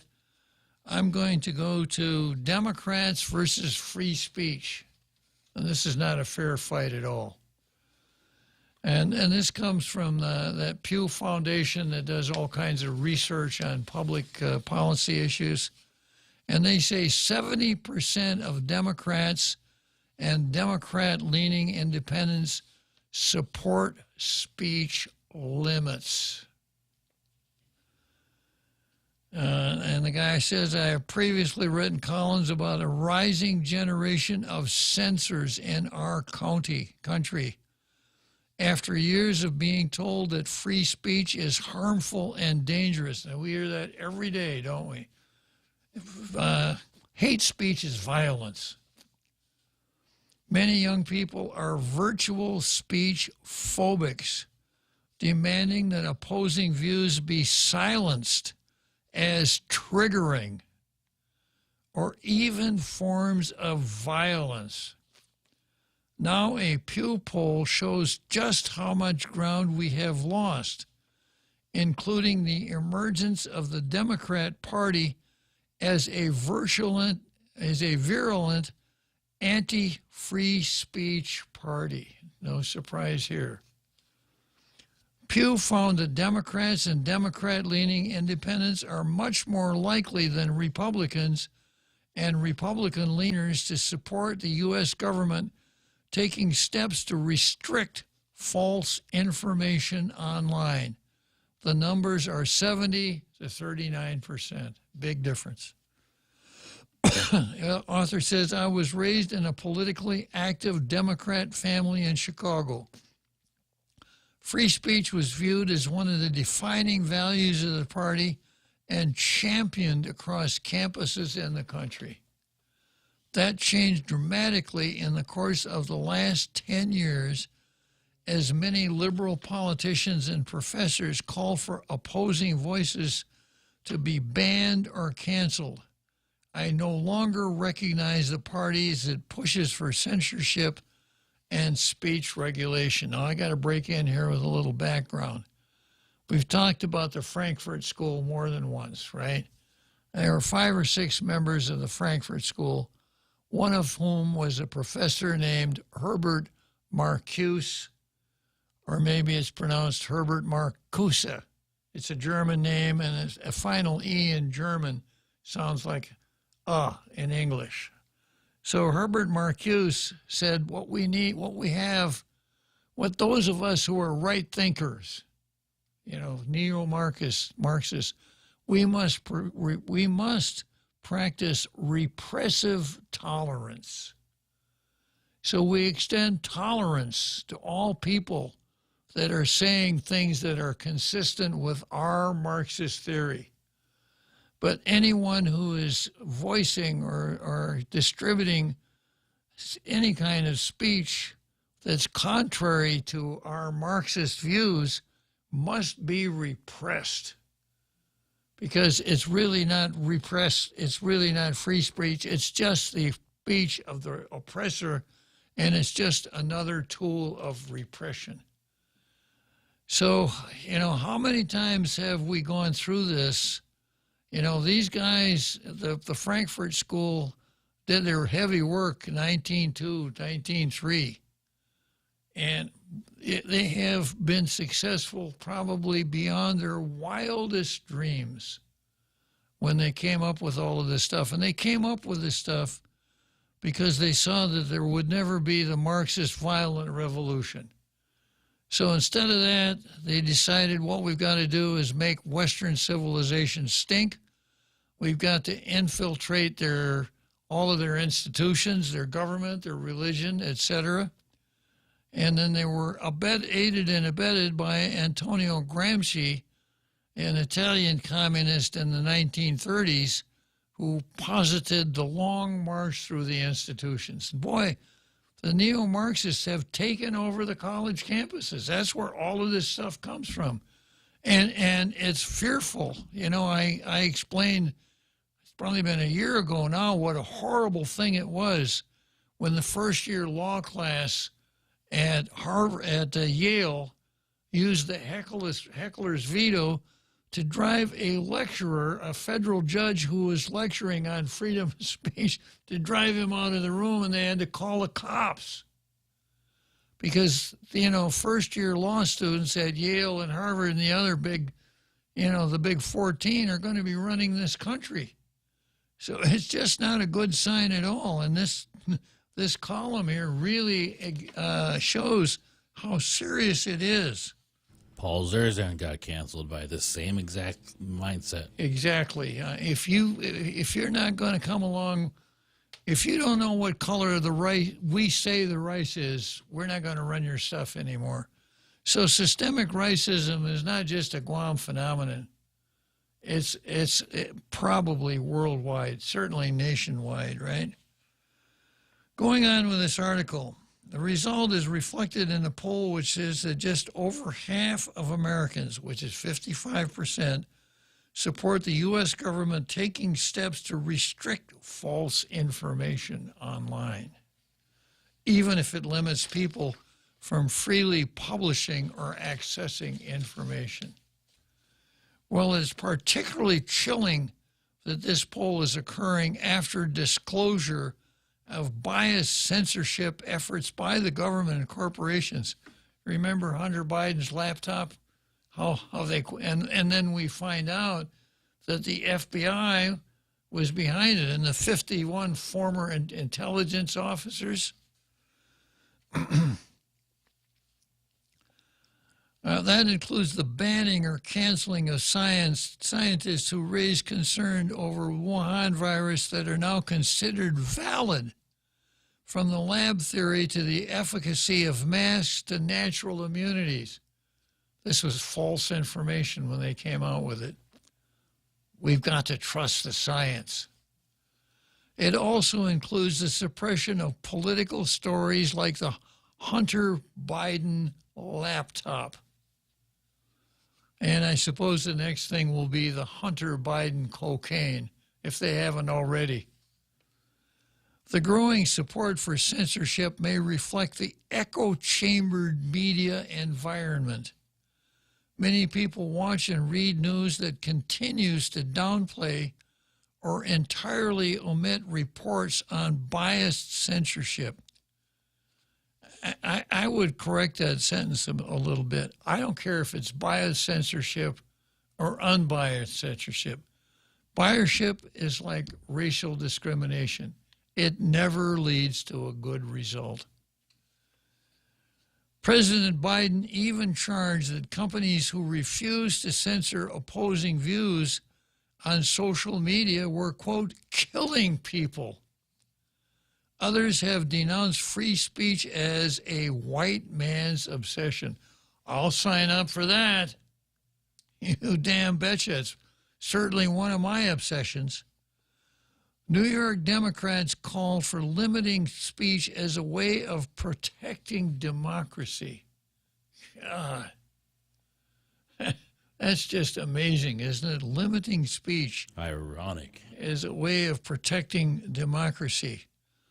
We've got to get all of the fire extinguishers out of that building in order to protect the building from fire. Right? This is a gun-free zone. Exactly. Yeah. Beware all who enter my house. This is a gun-free zone. Former Clinton Labor Secretary Robert Reich has declared free speech is tyranny. Robert Reich, whoever named him Robert Reich certainly had the right idea. Yeah, and he said free speech is tyranny. Wow. Many journalists have joined politicians and professors in decrying the dangers of free speech. Some falsely claim that hate speech is not protected under the First Amendment. We know that can't possibly be true. When we had a president of the United States say on national TV, I don't care what anybody says, I'm not going to eat my broccoli. If there were ever a clearer example of hate speech than that. The result left free speech values in free fall in our country. We have previously discussed the alarming rollback on free speech in the West. The European crackdown on free speech has now reached our shores, and there are a growing number of citizens calling on the government to limit their right to free expression. It's a form of constitutional immolation. What a great phrase. By citizens who have never known a true authoritarian government. The Pew poll shows how dire this struggle has become. Despite our long history of free speech protection, every generation can renew or rescind that support. This is a crisis of faith we cannot ignore. Justice Louis Brandeis once warned that, quote, the greatest dangers to liberty lurk in insidious encroachment by men of zeal, well-meaning, but without understanding. Yeah. So I've got a call to action here, Jose. Free speech. We've all got to be champions of free speech. Everybody should practice free speech, and you can actually take it a little bit farther than that. Talk up Tall Tales and Ray Gibson. If you find people who are not tailgaters, who don't listen to the show at 6 a.m., talk it up. Talk up Jungle Wash, Troy and Tim Rohr, and talk up Candid and Troy, because these are the last bastions of free speech on this island. Now, I'm not accusing the one paper and the one that just went out of business as stifling free speech, but certainly the Daily News, you got to be careful of bias there. And then when PNC was still on the air, I caught him one time running a press release from Nick Keneal Weird as hard news. Anyhow, that's what you can do. Exercise free speech yourself and talk up the elements that we've got here on the island that thoroughly believe in free speech and practice it every day. All right, let me see who I've got in the green room here. I have nobody. A false alarm, huh? Yeah, okay. Okay, let's head for Churchill Downs, Jose. When traveling, people frequently ask, what's it like living in Guam? I told them a lot of things, but what always stands out is that when a catastrophe hits, we don't go breaking windows and looting stores. We knock on our neighbors' doors and ask if they're okay. And that's what we've seen since Mawar. Yes, it has not always been easy, but we as a community have joined together to assist in our recovery. So Bank Pacific thanks all who are repairing Guam. All of us. So when people ask, I tell them Guam is good. Bank Pacific, member FDIC. Half a day. This is Claire Manglona from Security Title with an important warning. Wire fraud is real, and home buyers and sellers are one of the biggest targets, even on Guam. When sending money by wire transfer, be sure to confirm the wire instructions by phone, not email. In this case, it's good to be suspicious and know who you're dealing with.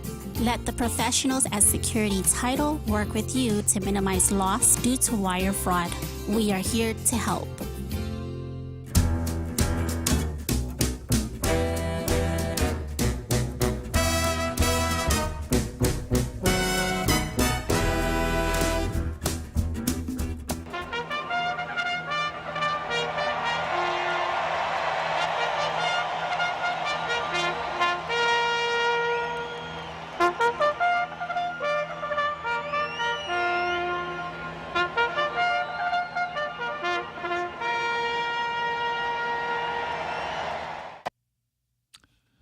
Okay, so here we go in the home stretch of Tall Tales where I'm at Churchill Downs now, 6 furlongs. I'll ride my horse for 6 furlongs, cross the finish line, and wrap up another week of Tall Tales. Sad to say, no Tall Tales tomorrow, no Tall Tales on Sunday, but Jose and I will be back big as life, twice as ugly on Monday at 1600. And let's see, I got somebody in the green room here. It's none other than Frenchie. And Frenchie wants to elaborate on my speech. First of all, is that even possible? He's going to attempt. It'll be an honorable attempt. You know, the old saying is you can't improve on a rose. You know, you got a rose, you could daub it with, no matter what you do, a rose is a rose. A rose is a rose by any other name. Right, Frenchie? Good afternoon. Right, Frenchie? Yeah. There is several poems like that. But you know, you talked about several issues this afternoon that all have that same thing in common, which is free speech, and it's very important people realize that the U.S. is the last Western country where free speech is still on the books, and it is obvious that some people want to get rid of it, and they are trying their best to do so, as you said. But just to think, Germany, France, Great Britain, Holland, at this time, all have prisoners of conscience. There are people that were trying to express their thoughts, and they were imprisoned for it under some hate speech pretense. And this is just getting worse and worse, and we see censure being even stronger with the war in Ukraine and other issues. And it's very important that people realize this right that we have under the Constitution is hanging by a thread, and if you are not willing to fight for it, they will take it away, and then we will get in that dark abyss where, you know, our rights will be taken away one after the other. And you see that, you know, from the prosecution of Will Nauta, Trump, and the manager of the Mar-a-Lago resort. This prosecutor is known, is actually the only prosecutor in U.S. history that has been known to be overruled 9-0 by the Supreme Court and also called to the floor by the presiding judge for presenting false allegations and filing. You know, he's the one that went after the governor of Virginia, who was found not guilty, and the judge said he had never seen such outrageous abuse of the law.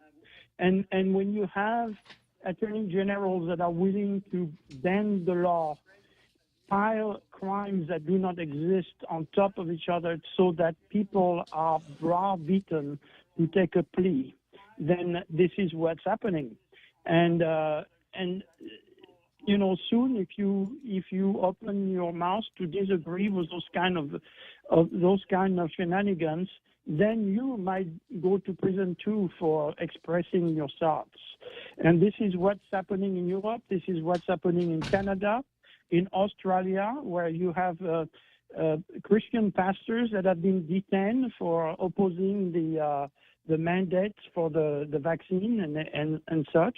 Those are people's rights that are being trampled on in countries that are supposed to be democratic. And we are just a thread away of that happening in this country, which put it in its constitution. And if people don't wake up and start pushing back, this is exactly what's going to happen. And I've seen the consequence of that. You know, I used to go in Spain when Franco was still in power. When you have a cop with a machine gun at every corner, then you realize that your rights have disappeared, and it's too late when that happens. So wake up, and listen to Tall Tale, read Jungle Watch, listen to Troy on his show, and be careful, because here on this island there are people. Actually, some of them are meeting tonight under the guise of the defense of Guam. And they are far left groups that have been invited by Bob Underwood, and those groups are very dangerous. And they are the descendants of that Frankfurt School. They are very pernicious. They are willing to accuse you of all the crimes that they are themselves committing. This is what is called reverse accusatory, and it's an old tactic that Stalin used in his huge trials, and that Mao used during the revolution that he had in the 60s in China. So wake up, people, and be very aware of what's happening. Yeah, well, you put it right out there, Frenchie. Thank you very much for amplifying what I said. Thank you very much. Thank you. I appreciate it. Okay, let's see. I got about 5 minutes to go. And I have a really interesting. The next item on the card is GFT versus DOE, but I have an article that ran in the Pacific Island Times that I've labeled China versus U.S. that actually fits in better with what we're talking about. I'm going to start on it anyhow. I may not be able to finish it. And it's titled, Failed Palau Media Deal Reveals Inner Workings of China's Pacific Influence Effort. A Palauan newspaper publisher entered into a media deal with a company that turned out to have connections to Chinese security services. The deal fell through, but it highlights China's efforts to influence the Pacific states, including Palau. For years, Moses Uladong has been a lonely voice pushing the small, strategically located Pacific island nation of Palau towards closer relations with China. Now, right now, Palau is one of the, I think it's 14 countries that recognizes Taiwan instead of China. Uladong founded Palau's first newspaper, Tia Belau, more than 5 decades ago, back when the archipelago was under U.S. administration. Now, as tensions rise between China and the West, Uladong thinks Palau could be devastated if war breaks out between the two powers. The nation of 18,000 people became independent in 1994, but is still a close U.S. ally and one of only 13 countries worldwide to defy China by recognizing Taiwan diplomatically. So in 2018, Uladong entered into a deal to set up a new media group that he believed would help restore some balance. What he didn't realize was that the initiative was backed by investors with ties to China's police and military. Public records obtained by a group show. The Palau Media Group was the brainchild of an old friend, a guy named Tian Hang, H-A-N-G, better known as Hunter. Boy, today's the day for names, right? This Chinese guy named Hunter, a town in Florida named Brandon. So Hunter is a Chinese hotelier on the island. The company was supposed to raise Palau's profile in China by making it a hub of information. Uladong said, bringing news from across the Pacific to a Chinese audience. We want to sell Palau to get investment from China, Uladong said. Though the new media group had a launch event in Hong Kong, you know, I'm gonna pick this up on Monday. Gotta go now. I'm gonna go all the way to Florida and say, let's go. Whoops. And say, let's go, Brandon. See you tomorrow at Jeff's.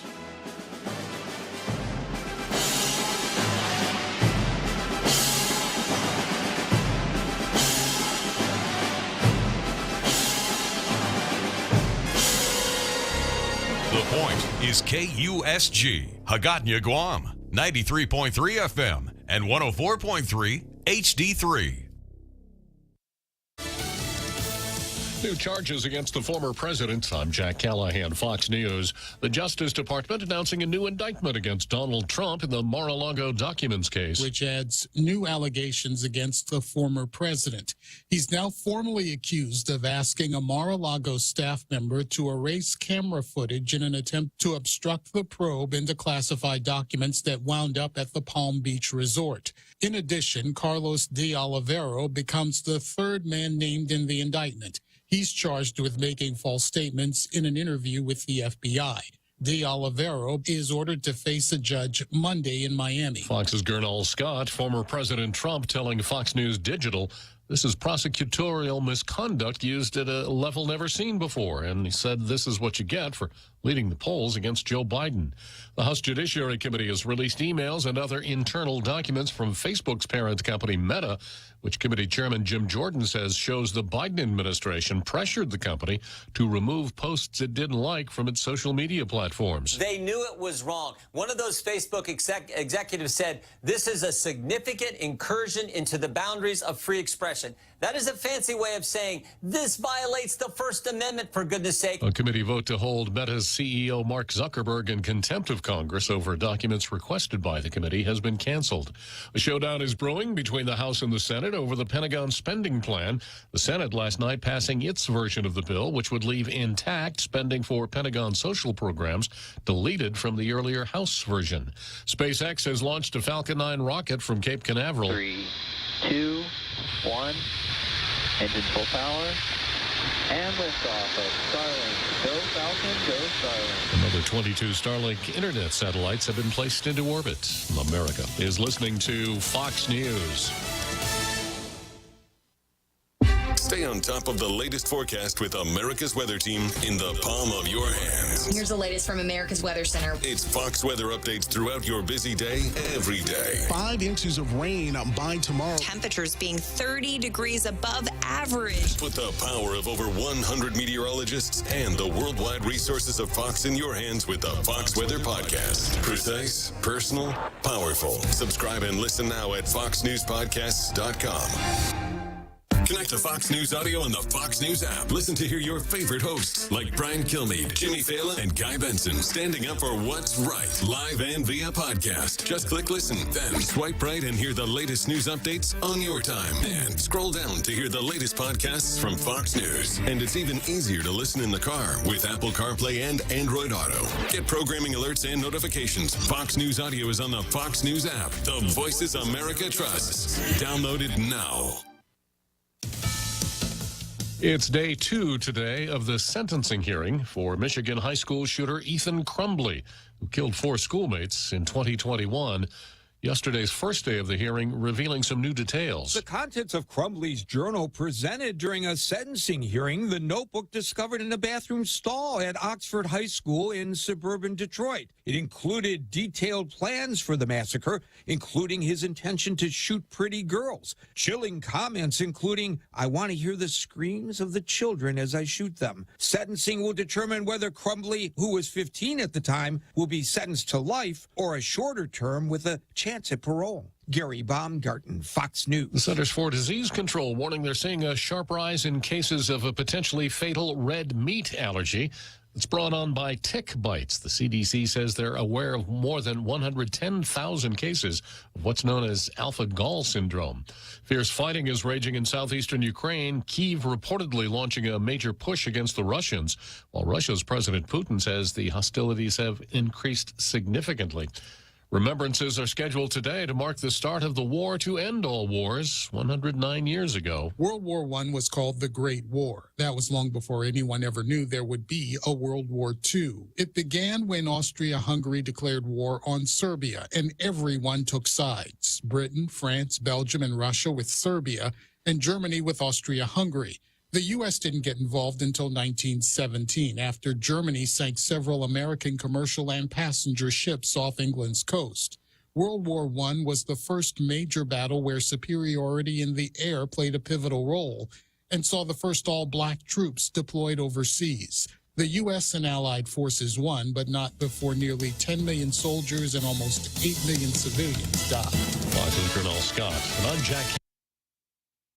Fox on Games, your insider's cheat code to gaming. One gaming company is hoping that the new social media site made by Meta could bring gamers away from Twitch and give them a new alternative to what gamers have gravitated to. Pong Legends developer Artie is looking to utilize Threads as a new canvas for social media interaction, upgrading the experience that Farmville gave to Facebook in 2009. We're trying to capture a bit of that essence with sort of a next generation of social games. Artie CEO Ryan Horrigan. It could be the place you talk about games you're playing or new games you're discovering with people you know. And I think that's the missing ingredient. Pong Legends brings the party game Beer Pong and mixes it with Smash Brothers with wacky characters and special moves. You know, sinking balls into cups, making shots. We also give you power-ups and a phased and heat meter. So if you remember NBA Jam, you can catch fire as you start to get good. And it's here to use social interaction as its major selling point. Eamon Dignam, Fox News.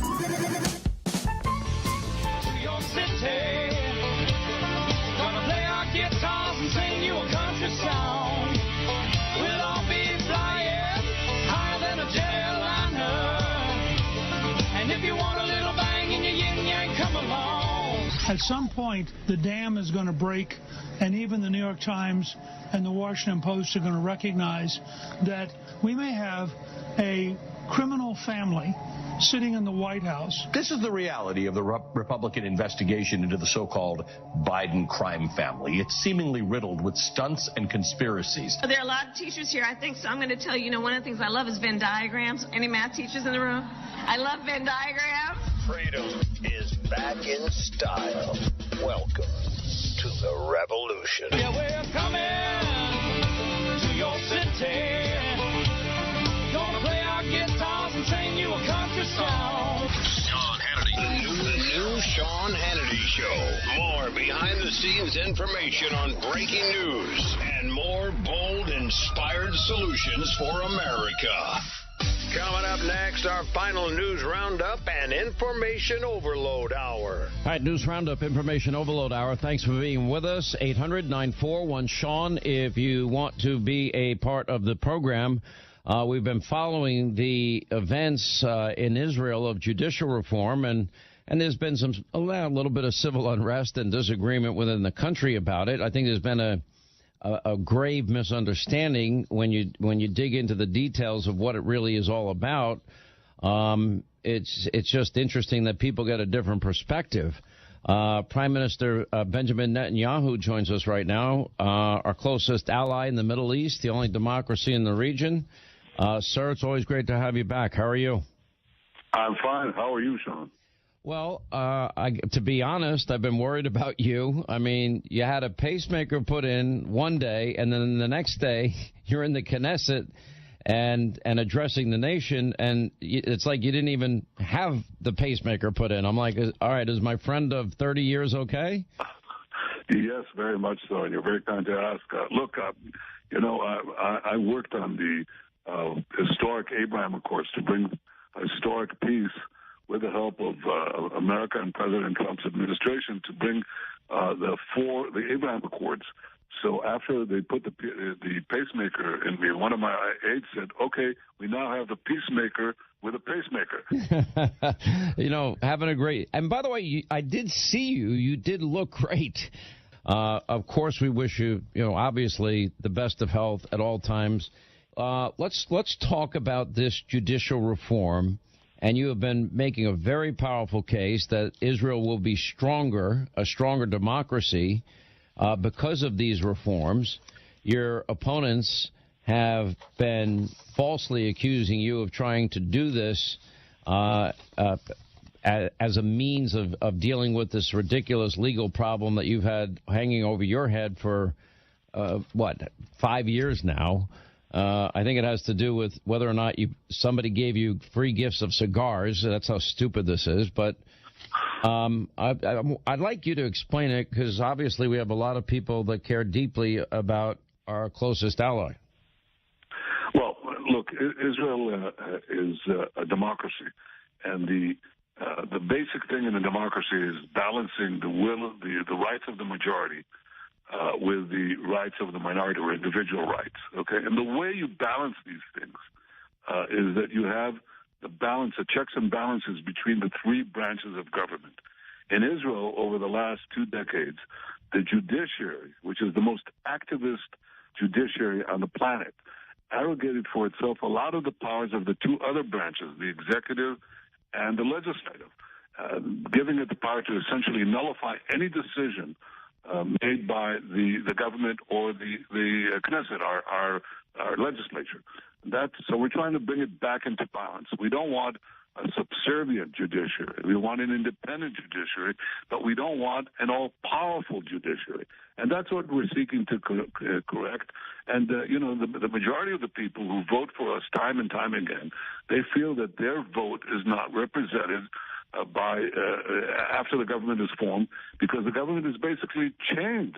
It's blocked to carry out the policy decisions which the voters vote for by an unelected 15-man court, 15-person court, respectable people, important people, but they don't have any checks on them. It's like, you need checks and balances. In Israel, the Supreme Court has all the checks and no balance. So we're trying to bring some balance into it. That is what the people wanted. That's what they voted us for. It's got nothing to do with the legal proceedings against me. Let me tell you something. My trial has been going on for 3 years. It's unraveling. A few weeks ago, the 3 judges called the prosecution in and said, listen, you got to drop the bribery charge. We haven't heard a single defense witness yet, but you got to drop the bribery charge.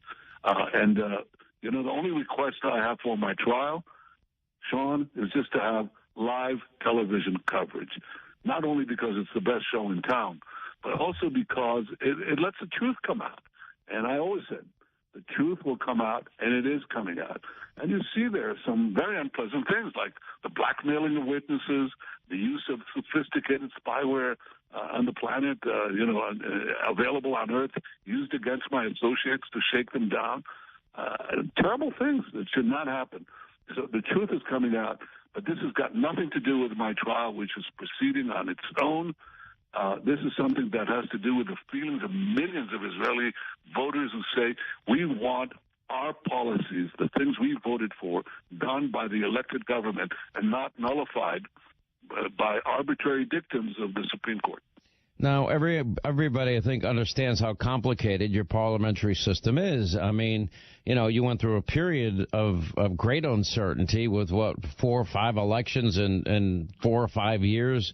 I've not seen anything like that or expected anything like that or to see anything like that in my lifetime. I think the moral equivalent in the United States that my audience would relate to is what we call judicial activism. And for example,